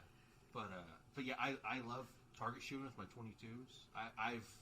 I can do more trick shots with my 22 than I could with like a larger, like just like a 9mm that has a little more recoil. Uh-huh. My follow-up shots I can be a little quicker on, so Yeah. I could show off. The wife's all like, "What do you do?" I'm like, look what I did. She don't care. She goes, "I've seen that trick. You do it in bed too." I don't know. I'm like, whatever. We have to ask how you do that trick in bed. I shoot upside down. This is with my Mark III, but it's more of a My stub aerosol. nose. Yeah. But Yeah, that's something. I mean, you guys kind of prove a example that I usually give to folks also, because they're like, "Hey, what should I conceal carry or things like that?" And it's like, well, here it should probably be something smaller because it's hot most of the year here. Yeah. So we're wearing clothing that's not big and heavy and things like that. Yep. And anytime I'm asked what I carry, it's like it depends on what location I'm in, what time of year. Yeah, seasons. Yeah, exactly. Yeah. I don't always like to carry inside the waistband, but if I'm up in the mountains or something like that, up in Utah or something like that, and I got a big jacket on over top of it, I will carry my 19X in that outside the waistband holster, and it's still very much concealed. Yeah. I can't wait till wintertime. I carry my Desert Eagle 50 AE. Man, no one knows. and there have been times, but typically, I can still carry Glocks most of the time, 43Xs. Well, I look at it. I have nicer guns. Yes. And if I use a firearm in self-defense, I might not get it back for a while. So I really don't want to use my nicer guns. I do buy, good brand names that I know that will save my life. Yep. But I don't want to use the pretty ones. Use your high point. I think I'm a little bit different than most folks, because most folks think exactly like you do.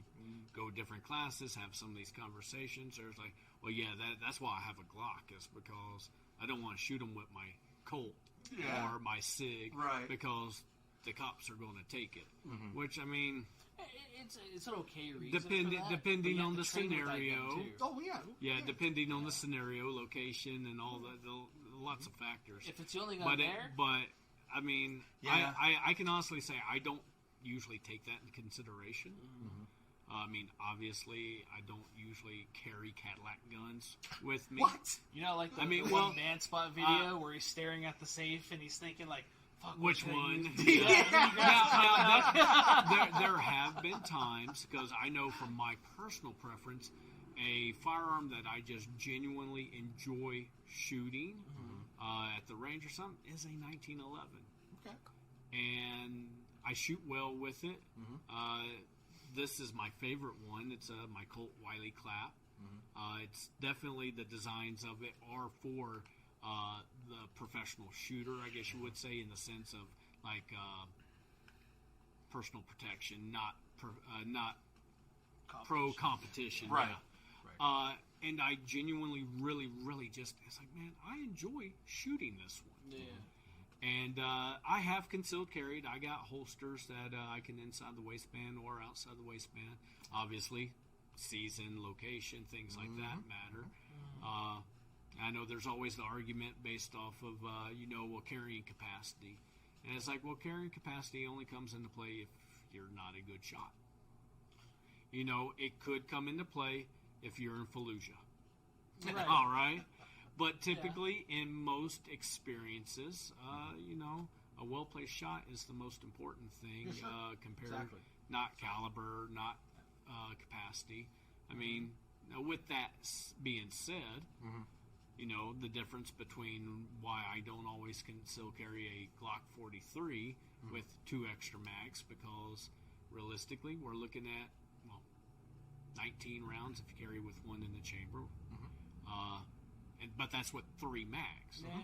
Go into the Glock 43X, whether it's MOS or not, you got 10 round capacity, so plus 1 in the chamber. So now I got 21 round capacity with 2 magazines. Right.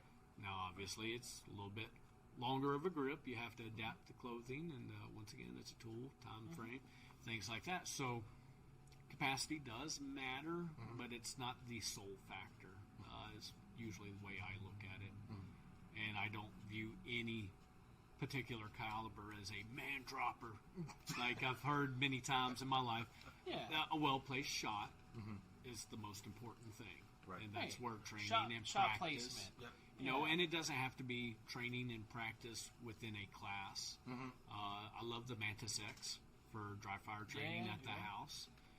Does it hit everything that we need practice on? No, but it covers a lot, and it's great It feedback. helps, especially with ammo shortage. Oh, yeah. Oh, yeah. Yeah, I mean, there's so many things that you can be coached up on by something that, usually about $250-ish for the newer one, the X10. The X10, yes. Yeah. But I can tell you right now, $250 in ammo, I will typically go through in about an hour or 2 of doing some legitimate training for myself. And you don't get it back. No. So you at least keep unless you pay the money to reload in the time that it takes to reload. Yeah. And that's not always feasible for most folks. No. But, I mean, there's a lot of good things out there. Is it raining? I thought it was the wind. No, that's the wind. So that was the other thing, too. We were talking about, like, Mantis X and training. Yeah. We started doing the airsoft stuff last year. Yeah.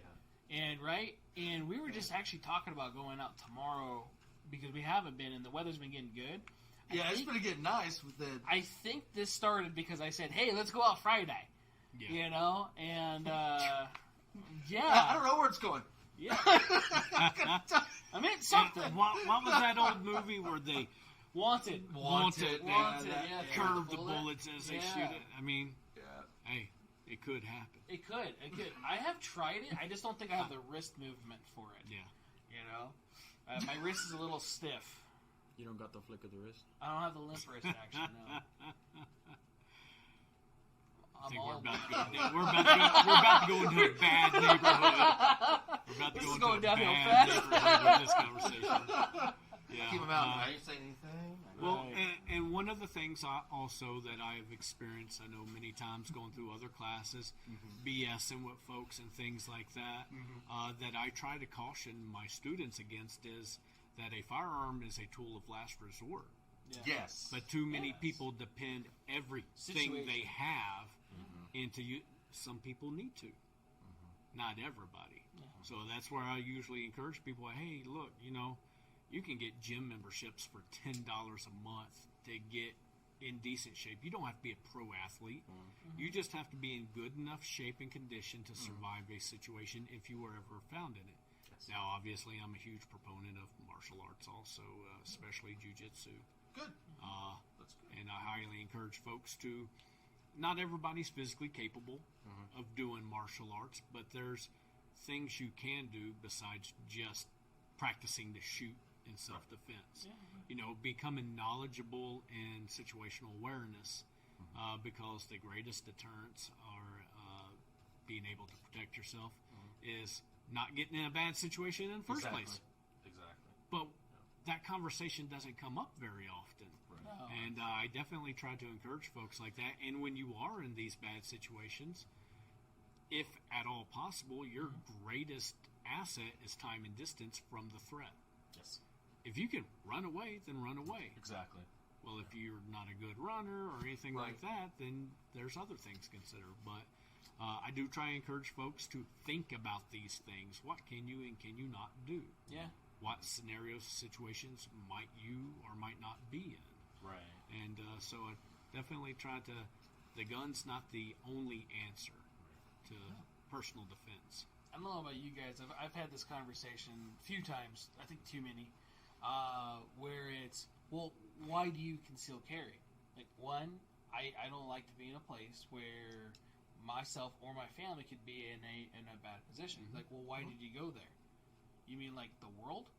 Yeah, like Walmart? Right. The gas station? So do you just stay at fucking home? Like the bar fight at the Golden Corral. Right. Obviously a situation like that, the time and distance thing comes into play. But, I mean, Dave Chappelle demonstrated it best in this skit comedy, when keeping it real goes wrong. Yeah. And there's a lot of people out there that want to keep it real. There is. There's a lot of people that want to do that. And it's, sometimes it's not necessarily that they're bad people, but that ego comes into play. There's that. And a lot of it with the caliber and or the round count. Yeah. So like the 19, I'll have the full mag one chamber, and then I'll have 2 extra mags. So I have 46 rounds on me. And like, why do you need that many? I don't know if I ever will. Yeah. And it's not so much that I plan to use them all. Right. But I look at other situations where people ran out. We had Lenny on a couple weeks ago, and he brought up that point where, agents in certain situations, they run out of ammo, and then I don't know what to do anymore. We got to have somebody go get ammo. I don't want to be in that situation. I don't really have backup, Well, and a good example of me maybe not being prepared is that time that I told you, the 6 guys were, climbing in the back of my truck trying to pry my toolbox open on my truck. I was actually concealed carrying this Colt at the time. I didn't have an extra magazine with me. Okay, so I have 7 rounds, 1 in the chamber. 8 rounds, 6 dudes. I mean, if it ever got to a worst case scenario, I was not the most prepared. Right. And it didn't dawn on me during the situation, but that ride home with, at the time, my 4-year-old with me in the truck. Wow. She wasn't in the truck when that was happening. She was by my side. Yeah. And it's odd how they find themselves there. Yeah. Every time there's a situation, what's going on? Can I? No, I'm very blessed. I got a very, I'm going knock on wood here. My daughter because she's been raised Yeah. around firearms and the mentality that I have. In that scenario, we were coming out of a store. Mm-hmm. It's like 8:30 on a Saturday morning. Crime's not happening then. They Not break into normally. your house at night. Yeah. Crime happens. As I'm getting my pistol out, I tell her, go back inside, tell the lady to call the cops. And even at 4 years old, because we had discussed these things, and this is part of that personal defense stuff that we often overlook, because I'm the alpha male, I'm going to protect my family. They don't need to know anything, or maybe we just neglect it because we don't know.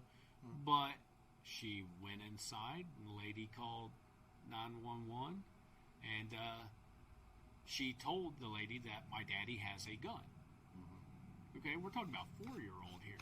Okay, Yeah. so I'm very blessed that she listened, and it wasn't a situation where she would have freaked out because nothing crazy exciting, not lots of sound or fast movements were happening. Right. But for her, she thought, hey, yes, my daddy is the one with the gun. Let the cops know that. Yeah. And as the guys were climbing back into their truck and getting ready to leave, I hear the cops. And then, of course, how you deal with the law enforcement on a scene like that is a whole nother conversation that would turn this into a 5-hour podcast. Right. There's a lot of stuff. But there's it's things simple. to consider. Yeah. And, for me, those are things I had thought, gone through training before. People much more intelligent than me imparting their wisdom to me earlier in my life when dealing with those situations. Allowed me to be able to engage with law enforcement in a safe and healthy manner for both of us. Yes. Yeah. And you gotta get the family on board if you got a family. Oh yeah. Yeah. So even the kids. No, yeah. We had to have several discussions at the house. There's actually to the point to where if you leave your bedroom in the middle of the night, you have to have your door open. I don't know if That's a I hard told you lesson that to story. learn. It was. Well, for me. Fuck. So, did I tell you that story? No. So, I almost shot my kid twice. Woo. Right. Well, that's the thing. I don't sleep well. Which kid? The foster one. I know. Okay. The older one. Probably deserved it. But anyway, so... Well, that's why I had to not a ask. favorite one. maybe not shot. Sorry. Maybe a good pistol whipping. Right. So, I hear a bunch of stuff downstairs, and hey, somebody's downstairs. So, grab my gun, start going down. That door I thought was not secured. It is not locked. So, yeah, we need to lock that. You got it? So, it's been going back and forth this whole time. Like, I wonder if that's locked. All those ghost guns have been walking out. Right. It's the wind. Just lock the door. Yeah. That's how they get in the street. That's what it is. Yeah, right. It is going through the door. So, hear a ruckus downstairs, and I'm going downstairs, and as I'm looking towards the front door, and I'm going around the corners, and I get down, I'm almost to the bottom of the stairs. Here he's like, hey, it's just me, and my gun's trained right at him. And I'm like, we gotta set new rules. Like, because I look, all the doors are closed. To my knowledge, there was somebody else that did not belong in my house downstairs. And, because they're not going to let you know, hey, by the way, I'm just going to borrow sugar, I'm just here for some eggs. I'm making an omelet. I'll be right back. I'll pay you later. Whatever it is, they're not there to do that. And, so we had to have that discussion. Now that the rule is to leave your door open. There was another time, I can't remember what it was, but it was like the same shit. I'm like, dude, we've had this discussion. Yeah. Like, what is the deal? Be singing a song or something so I know it's safe. Yeah, something that lets me know that it's you. Go creep you out at night. Tiptoe through the window. You're like, no. If he starts really tiny, Tim, yeah, I'm shooting it. I got a suppressor. So something probably more appropriate would be Army Girl or something like that for him. Jared, are you on? No, yeah. But that's the thing. I don't want anybody's kid to do that, and you should make sure that your family's aware. And Yeah. You know. Well, and I know I recently read a story where a guy shot his 16-year-old daughter out and bumping the night because that's what we most commonly fear is something bad happening in the dark. Right. And this individual just saw something moving in his garage, didn't turn on any lights, didn't have a firearm mounted light or anything like that. Don't know training background or anything. Probably didn't have any. Right. Because we all know unless there's a threat to loved ones downstairs, there's no need to go downstairs. Let them take the TV, the microwave. I know nobody has VCRs anymore. Right. But if the loved ones are not threatened, I would never encourage people to go seek out a fight. No. And this individual ended up shooting and killing his 16-year-old daughter. And I never want to shoot anybody. No. Period. Much Much less, especially, as guys, our daughters have special places in our hearts. Our sons probably needed it. Yeah, right. Toughen up, kid. Though. But in general, if a kid were to break in your, it would be yes. traumatizing. And I try to encourage folks all the time is that, okay, that hell that man will live through for the rest of his life. For the rest of your life. Put yourself in his shoes after the fact. Yeah. Think about how you would feel if you were living his life right now. Recognize how you feel and you're not living through it, and then make decisions and get training. Just start basing your decisions on that you never want to make that mistake. Right. Learn from other people's mistakes. Don't repeat them. Sure. And it's and the best way to do that is to try and put yourself in their shoes. And it's like I get sick at my gut when I think that I might have been that person if I hadn't educated myself, gotten education through other professionals, trained. Think about it. Thinking about those scenarios of what could happen is part of training.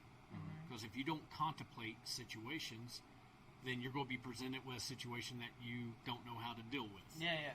So, You should I don't want to sound all doom and gloom and that the focus of your life should be all around personal protection and firearms defense. It shouldn't. But to the degree you want it to matter in your life is the degree of education training that you should dedicate to that. Set your priorities. I'll never be able to set your priorities for you because we live different lives. We have different paths. And, and that's something that, try to steer away from. Well, you absolutely should ban all family members from going downstairs if it's between this hour and this hour of the night. That's what that would be it's silly. Just like, a little different heads up type thing or whatever. Yeah. And definitely don't encourage looking for it. And it was one of those things he didn't know. Ignorance. Well, there's that. Came into play for that individual. And that probably was the thing. It was ignorance on me, too, not to go over it first, too. Because, you just came here and we just adopted him. And it wasn't really anything really on him. I think it mostly fell on me. Yeah. The head of the household. You mean responsibility? Responsibility. And you accepted that? I'm accepting it. It's your right to go point a gun around in your house. That's your house. Right? America. But no, but no, that's a perfect example of recognizing, taking the responsibility, because obviously you had those conversations afterwards. We had to, and it wasn't so much just for that. It was just, okay, I want to make sure everybody in this house is safe. I don't want to have to, like you said, use it. Yeah. Period. Let alone on something I don't need to. And I definitely, that'd be traumatizing. Yeah. No matter, what kid it is, and or whose it is. And again, even if it's not even your kid, it's some kid breaking in your house or whatever it is. You're still not going to feel good at the end of it. No. No, and even in a situation, let's say a lot of people the bump in the night thing happens. and depending on laws of your state, county, things like that varies. I'd never want to give legal advice. I'm not a lawyer. Situations like that, I've thought about that scenario. Maybe it's that 16, 15-year-old kid that, once again, I can place myself in his shoes. Maybe he comes from a poor family, and this is him just trying to, maybe he's literally breaking in to find something to eat. Maybe he is wanting to steal something quick and easy to pawn to get something to eat. There's tons of crime due to economic situations, and that I would never consider these people bad people that deserve to be shot. Right. Now, those people exist. But I would imagine that in the vast majority of situations where it's petty crime or somebody simply B&E trying to steal a computer or a laptop off of a desk downstairs or in the room of the house, that it's more likely, because their environment, what they were brought up in, and they don't know the options that they have in life, and that's all they know, so that's what they do. Sure. And I've fallen victim to crimes where people have stolen from me, and it's like, okay, well, I made a mistake of not securing my wallet in a locker. I left it in my gym bag. Wow. Type of scenario because, I was careless. Yeah. I fell victim to being apathetic about the potential because where I was at, I figured it was, I ain't got nothing to worry about here. Right. Right. Yeah, people who come to the gym, they're here to work out. They're not here to go through my wallet. No. Now, also something I considered after that event happened to me was, man, I'm glad that I wasn't so lax in my judgment that I put my concealed carry in my gym bag. I didn't have it with me that day.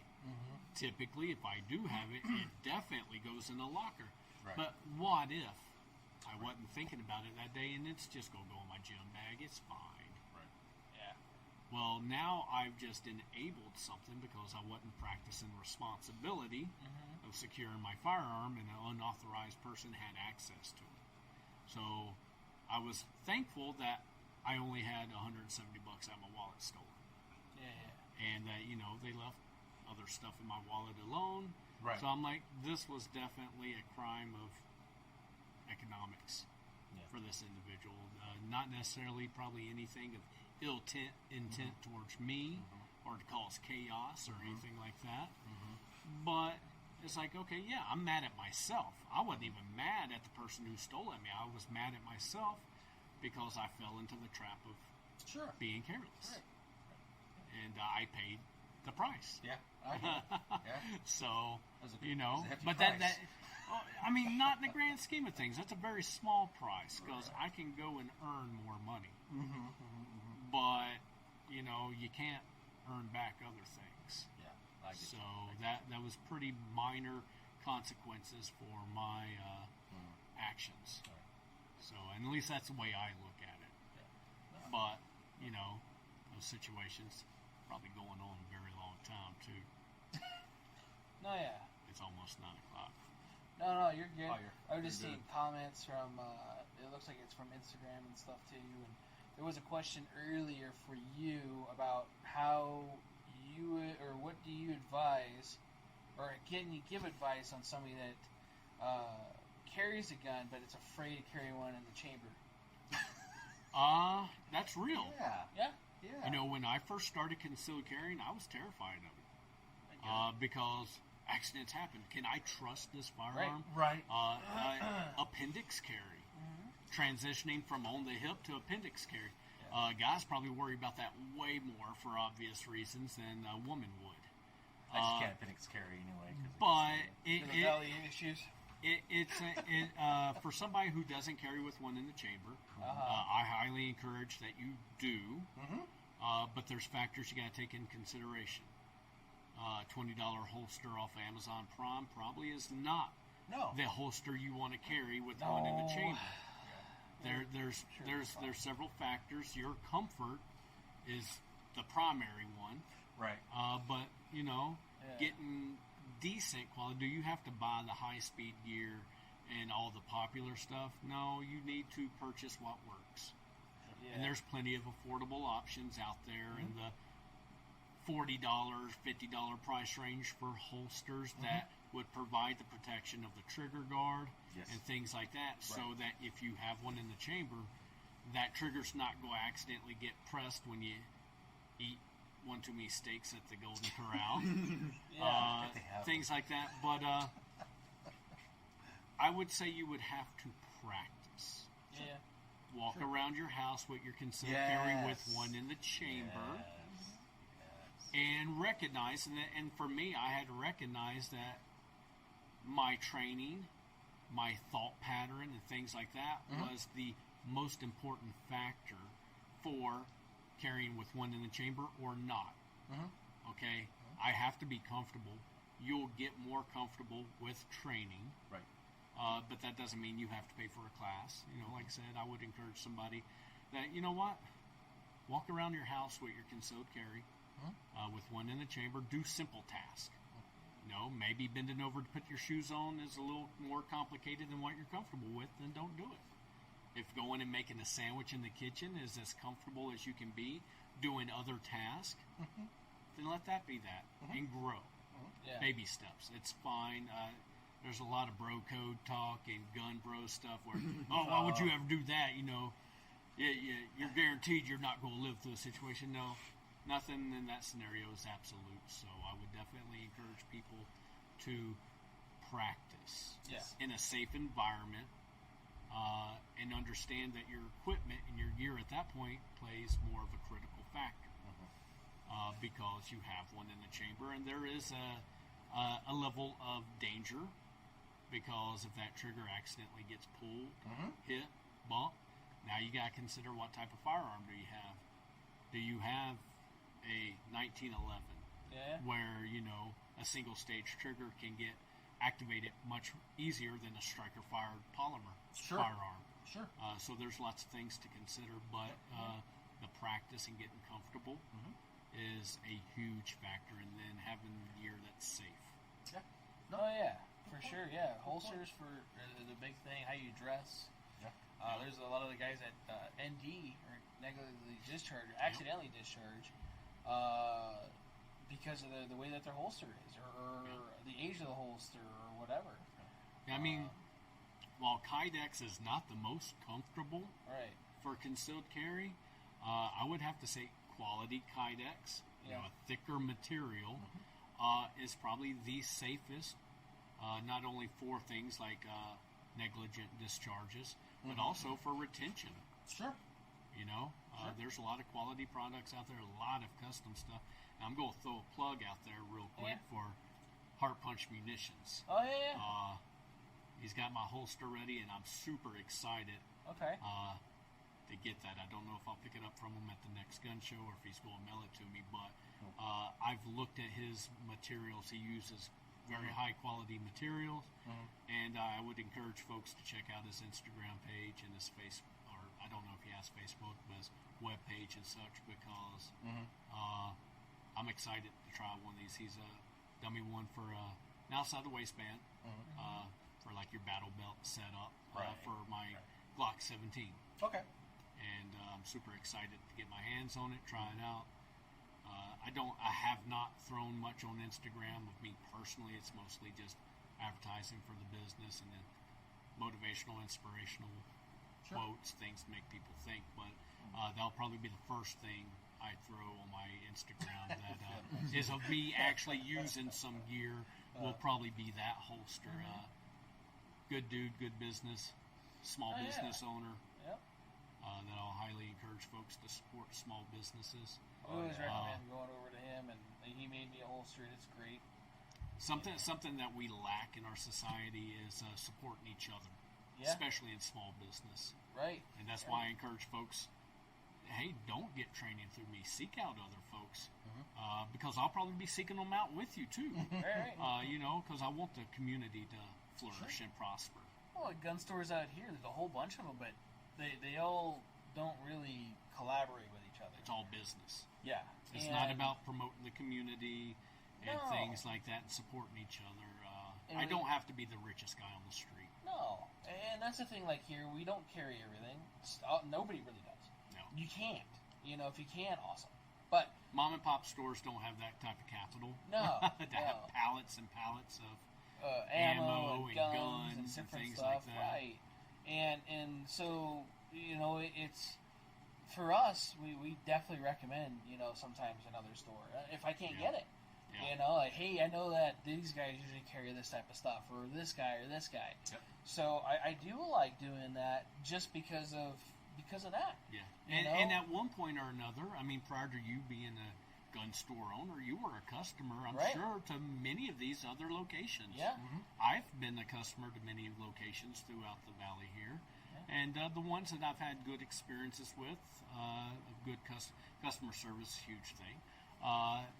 Prices, I'll pay a little bit more personally if I'm going to a place that I know, not only if they're treating me well, and I'm nobody special, then I'm pretty sure they're treating other folks who come through that door well too, and I can support that all day long. Sure. Yeah.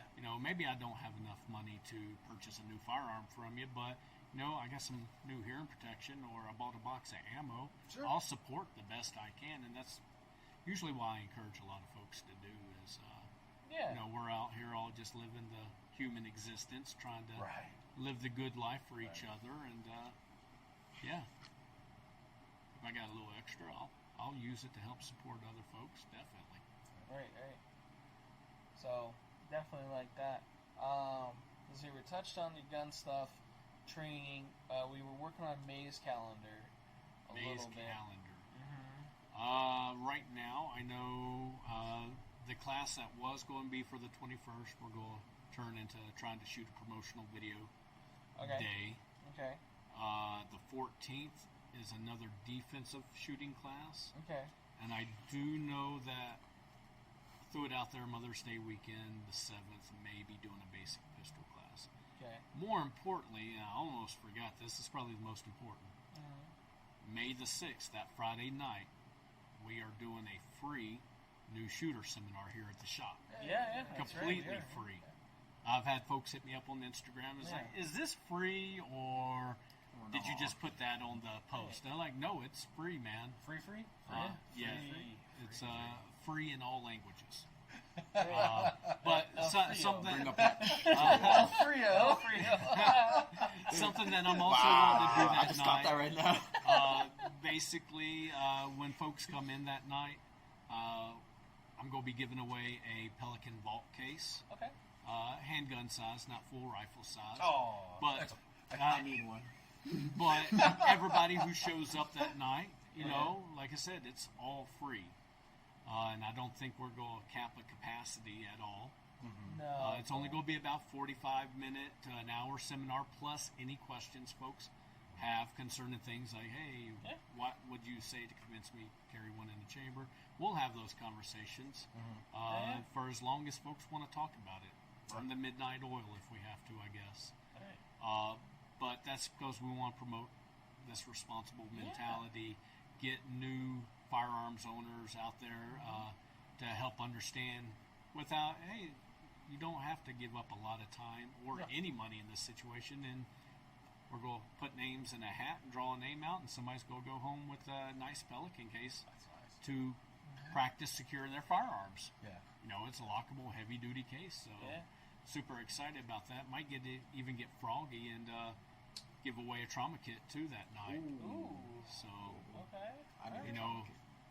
if we get enough folks in here, that's a whole nother podcast, which we've kind of already done a video on about the trauma kits themselves. But it's an aspect of firearm ownership that I believe in, and it doesn't take a whole lot of training to learn how to use a tourniquet and simple gauze and Israeli bandages, things like that. But that's a whole nother avenue of responsible firearm ownership. You do have to use it right, though, and there don't put it around your neck. No, you're shot in the neck. Even if your wife tells you to, don't do it. Yes, it's a trap. It's a trap. But, hopefully, So he stops breathing. Okay. I can't read the time on it. I'm starting to pass out. Sorry. Being married, I know how my wife feels. She'd be like, Yeah. So, and once again, it's all about promoting the whole responsible gun ownership and painting a positive image of the culture. I think you're in that class. She'll need to take this class. Yeah, I mean, We've been trying to have stop the bleed classes here. yeah. But she likes I mean, the police sometimes. It's like, It would have helped that one time I cut my thumb off in front of you guys. that was talented. I thought it was a That magic was. trick. I thought you're like, look. I'm like, yes! It's detachable. So I did get a comment on that the video I did for those knives, and they're like, well, if you hurt yourself, why would you still sell them? And they're like, that story is about my negligence and my stupidity. I'm trying to tell you not to do that. Right. hey guys, I screwed up. Learn from Don't. my Right. lessons. So The knife didn't do it to me. it wasn't a knife's fault. It was my fault for being dumb. Is it in, well, not necessarily episode, but a Transformers movie where it just came to life and bit me.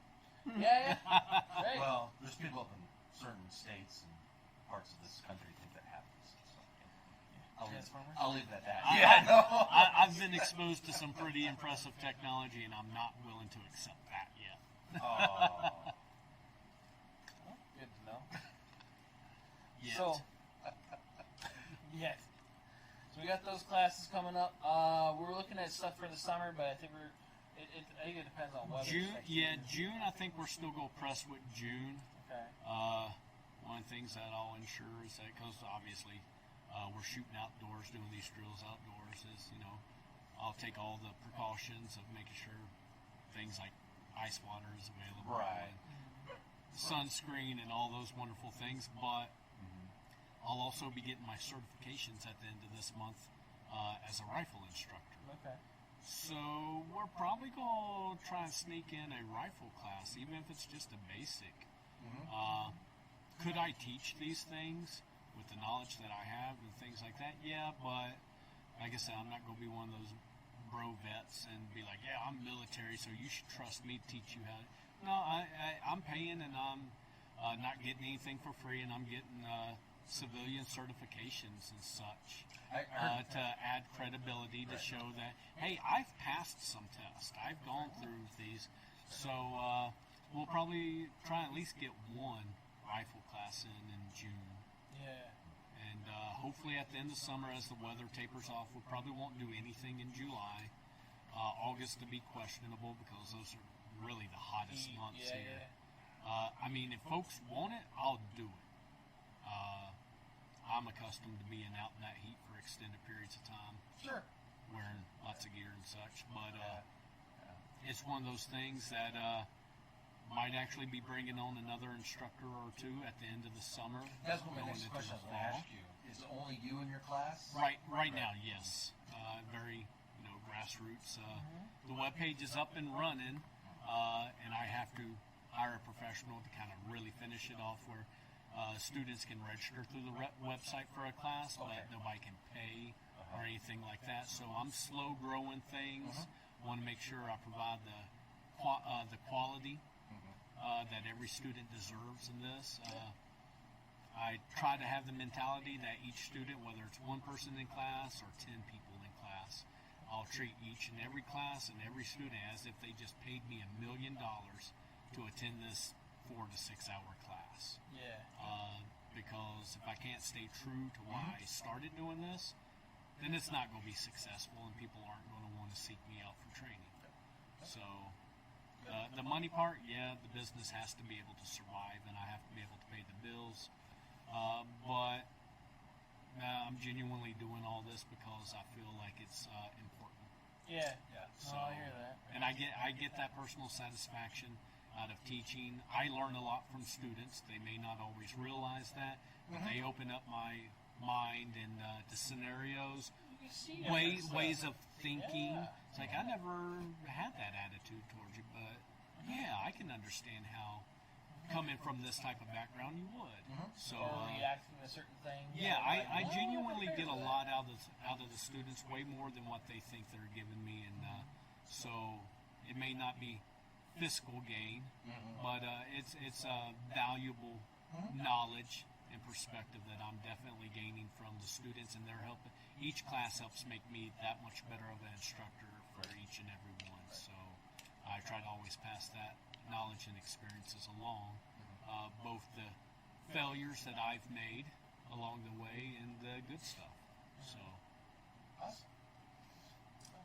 Do you have a couple questions? One I've been trying to. We had a viewer Trying to decipher it. Well, he asked a question that says "my driveway?" question mark. I asked to elaborate. I haven't read anything back, so I don't know if My driveway? Yeah, my driveway. So I think it was when you were talking about the tool truck or the toolbox in the truck. But I think he was asking about in his driveway. If you, I mean, I guess I'm going to put a lot of assumption on that. Right. If something's That's going why I on wanted in the your operation. driveway Yeah. happening, once again, I'm not a lawyer. Right. I do would know definitely see- Nevada has castle doctrine. Yep. I'm not going to go into a huge explanation of my understanding of that, because my understanding may not be the absolute. Exactly. Yeah. But, you know, while there's plenty of bad information on the internet, information like that pertaining to what you can and cannot do, what is and isn't considered your property, your home, things like that, it's different for every state, counties, districts, cities, things like that. But the nice thing about that is that laws have to be published for us as common everyday citizens to be able to access. And the internet, go to the local law enforcement page. If you're North Las Vegas there, if you're downtown Las Vegas, Henderson, things like that, go to the local ordinances, read, educate. That way, because those are things that I can't, with a good conscience, advise on. One, because I'm not a lawyer, and two, those things change. So, and do you have to get a law degree? Sometimes it feels like It you does. need Yeah. to. You're like But you know, English. yeah. Hopefully one day we can get a class for the business that that's dedicated strictly to law. Sure. And what's going on? I know we both know a couple of lawyers, prosecutors, and I've such. been wanting to get one or around so here. on here, and you set know, that up. Yeah. And once again, based off of what they're willing to, lawyers charge quite a bit. Right. But if we could hold little seminars or classes and make it affordable, because it's more important that we have a educated, knowledgeable populace within the firearms culture. Oh yeah. If we can find a lawyer or something that shares the same values we do and attitude we do, then the price range wouldn't be a problem, because they would probably be doing something like that. So that is something that we have talked about, along with the first aid and stop the bleed type stuff. While I would feel comfortable teaching it based off of my experience and training, I don't want to go down that route until I get some of that civilian certification to give me that credibility. Right. Because I could be that Joe that went to YouTube University and I'm just repeating stuff that I saw, I don't know, one of these YouTube channels do. Yeah. And unfortunately, people will believe and buy it, whether it's good or bad information. There is good information on YouTube. No, I'm not going to bash YouTube on that, but either way. But once again, we go back to that BS filter. Yeah. And having a good filter is really important when digesting information from the internet. And that's why I like to do this live too, so you can't really have time to do the bullshit or to edit or to do different stuff. And even when I do the recording part or the podcast part and upload everything, it's raw from this. There's no, unless I need to like bring up the audio or something to where it doesn't sound clean enough. And then I'll do that. But I like that part of it, and I prefer that as opposed to something all kind of cookie cuttered and this is what we can only Highly talk edited about. and overly produced. Yeah, type stuff. there's some of those videos where they're like da da da, and then da da da, and then it's like Yeah, you can tell they're cutting it. yeah, I'm getting a headache watching this thing. Got another one. I don't know know if this is the last one or not, because we are almost 2.5 hours in, but Based off our old man bedtime. right. I have the question about the free class that's going on. Now, that's going to be here at the store, Yes. so we're not going to be doing a YouTube or anything like that on it. Now, we might be able to incorporate that.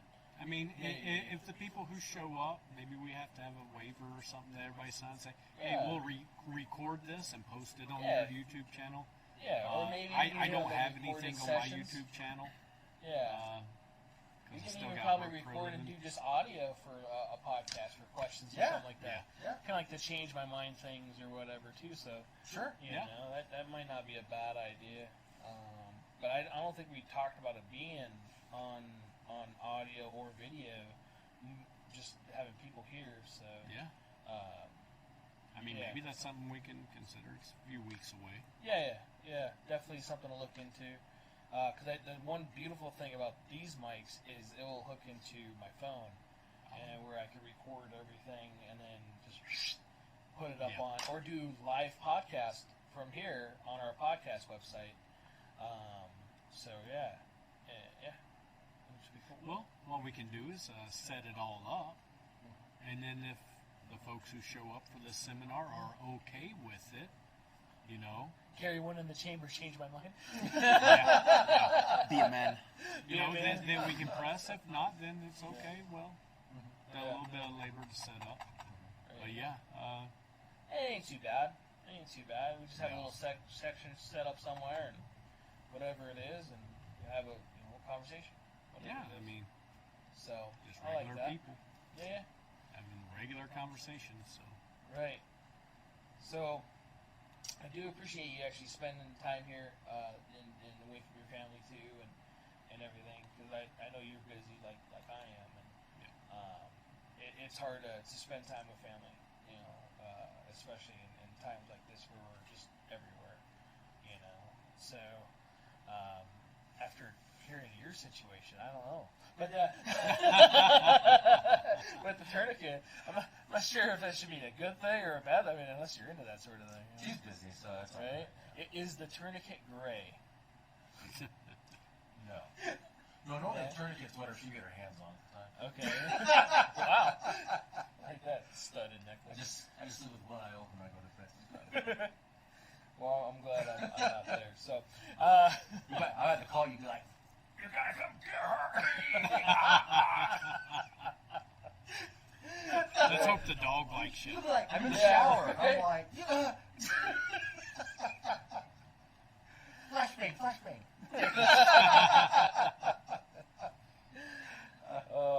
So yeah, sorry about that.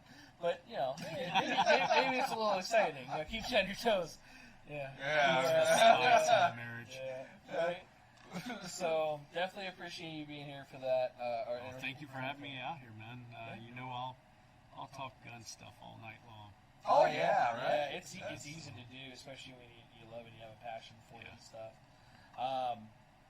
So besides this podcast, I have still been trying to get questions for our Coffee and Guns podcast that I want to start doing one of these days. So I have like 4 or 5 questions, which is okay, but I might do that a little differently too. And so you guys know I'm not going to be putting your names out there or whatever.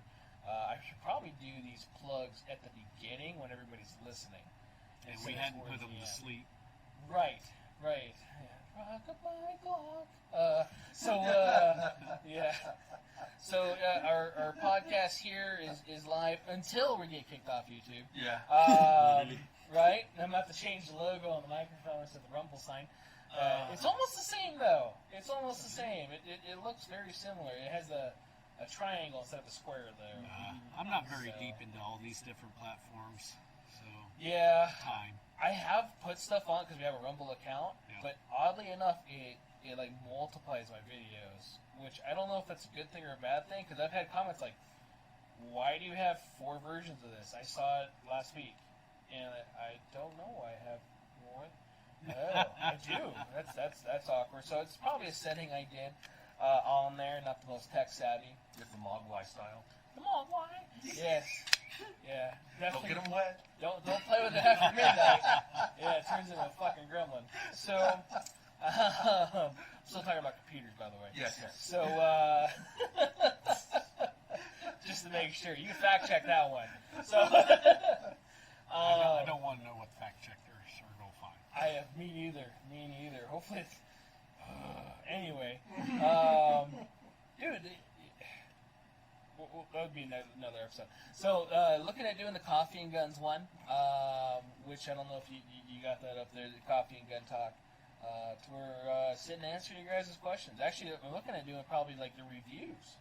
You know, if those of you that left reviews, I know I've thanked them, not really formally, but on the mediums at like Yelp and Google and different stuff. Yeah. But you know, we've got a lot of reviews. Some good, actually a lot good, and some bad. You know, you can't win everybody over, and definitely go over those and make sure that we answer that stuff as much as I can. You know, so I kind of thought about doing a spin-off on that just to get that one going. You know, get us out there a little bit more too. Our podcast and our links anyway. So we're on Facebook, we're on Instagram. Besides just being here. I've been actually thinking about doing Facebook Live also on our page because that will also stream to that. I just didn't know if it would like overdo it or something like that. Right. Because we're live on Twitch. So if you guys are on Twitch, we're on Twitch, which is a gaming thing, which we'll probably shadow ban because of guns. You know, freedom. What's that? You know, whatever. Most of these companies are out of the country probably anyway. But anyway, so yeah, like TikTok. I last like the total time. I got kicked. The longest I was on there was like 8 minutes something, and they kicked me off because I think they realized I had a gun on me. You know, I don't know what it was, but it was like that was the longest I ever lasted. There was the first time I was on there was like 30 seconds. And kicked off. My first live I ever did. I don't have a TikTok account, so you're not missing much besides like getting stuck on there for hours sometimes. Watching meaningless videos and such. Meaningless videos. I mean, you know, if you're in the bathroom and you don't have a whole lot going on, it fills in some time. Yeah, that's where I got emails and a whole bunch of other stuff. And then you tried to stand up, then and your legs fall asleep. You're all like, you fall down. And then the wife has to put the tourniquet around your neck. Like, get up off the ground. It puts the tourniquet around my neck again. Yeah. That's what she tells me. I know. I do the Facebook and Instagram. I have the webpage. It's all one word: Chapman Tactical Defense. Yep. So not overly complicated. Which I'll put that link in the description down below so you guys can all have that as well. It's going to be on the podcast mediums. So when I do this, I copy pretty much the description off. So any one of our podcast places, it goes on there as well. So I'll put the links to that. If you don't mind me giving a shameless plug, the Beyond the Firearms, the Academy of Brazilian Jiu-Jitsu. That's where I train at. Okay. Wonderful coach, Antonio Lopez. Great family environment. It feels repping very the shirt. Yeah, repping the shirt tonight, promoting small business still. But it's a great environment. If jiu-jitsu is a thing that you're interested in, I've trained at other schools throughout my life, and this is hands down the highest quality training I've received. There's a lot more to it than practicing martial arts. It's you learn a lot about yourself and your abilities. Yes. I highly encourage folks to come out, talk to Coach or his wife. It's a lot of fun. It's very challenging, but it's very rewarding. And you know, once again, firearms are a tool of last resort, and there's a lot to de-escalating situations and controlling situations that you can learn from jiu-jitsu. It's a very valuable part of my life that I very much value, although Coach gets on to me when I don't show up to class all the time. As he should, slacker. I love my coach, and my coach loves me, and it's brotherly love that he puts on me. So no, that's good. We all need it, though, I think. Yes. Yeah. We all need a good smack in the Right, or a tourniquet around the neck. Shut up. Yeah, You're never gonna live that down. yeah, along the lines of choking each other. Right. I wish it was a joke. I'm just telling you. How much tighter do I get it? Are my ears purple? No. Keep going. You're still talking. It's not tight enough. We haven't collapsed anything yet. I got a thick neck. Just my morale. Yeah. That was already down though before this all started. So before this gets any more awkward. Yeah, we're going to keep going down these rabbit trails. Oh my goodness, right. And the later it gets, the more it's going to get worse. Or something. That was bad English. Getting tired and delirious. Yes. You guys are the late night guys. I'm the early morning person. So I'm early morning too. And, Oh, stop lying. Yeah, I'm up. we're beyond my I'm up bedtime. early. You're always in bed. I'm always like, where are you going? You're like, I'm getting up. I'm like, oh. Yeah. Roll back over and cuddle. Call of Duty what? Call of Duty what? Call of Duty? Yeah. Don't tell them about our cuddle time. So, You're snoring nip all night. I know. you need to work on your snoring. So, The turn is for. One day he'll get the golden tourniquet. The Damascus one. yeah. So, on that bombshell,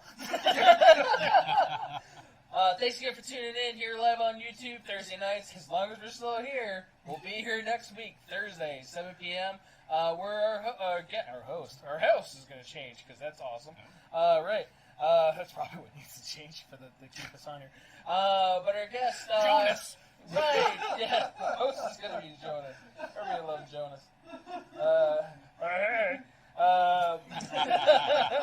Hey guys. So Jerry couldn't be here. He's in YouTube jail. Yeah. Hey guys.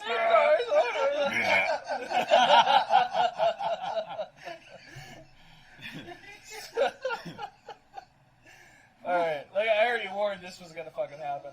So, night guys, thanks again for tuning in. Hopefully see you guys all next week. If not, it'll be on Rumble, and I'll be announcing that. So, good stuff. Thanks again for coming in. South Central, thanks for hanging out. Kalen, besides the tourniquet later, thank you. Yeah. So, yeah. We're just glad you're still breathing. Yeah. Right. Me too. I have those moments. Question for you. Yeah. Do you know your left and right? Yeah. Which one's your left? Let me snap you with my left hand. Come on. Let me snap you right. You got it right. No, You this got is it my right. right. Yeah. No, you got it wrong. Are you sure? Pretty positive. Right. Just don't do it on a video game, then it's completely ass backwards. Anyway. Yes. I heard footsteps coming from. Back asswards. I think you still have the videos here. Yep. Alright, see you guys later. Thanks again. Good. Bye.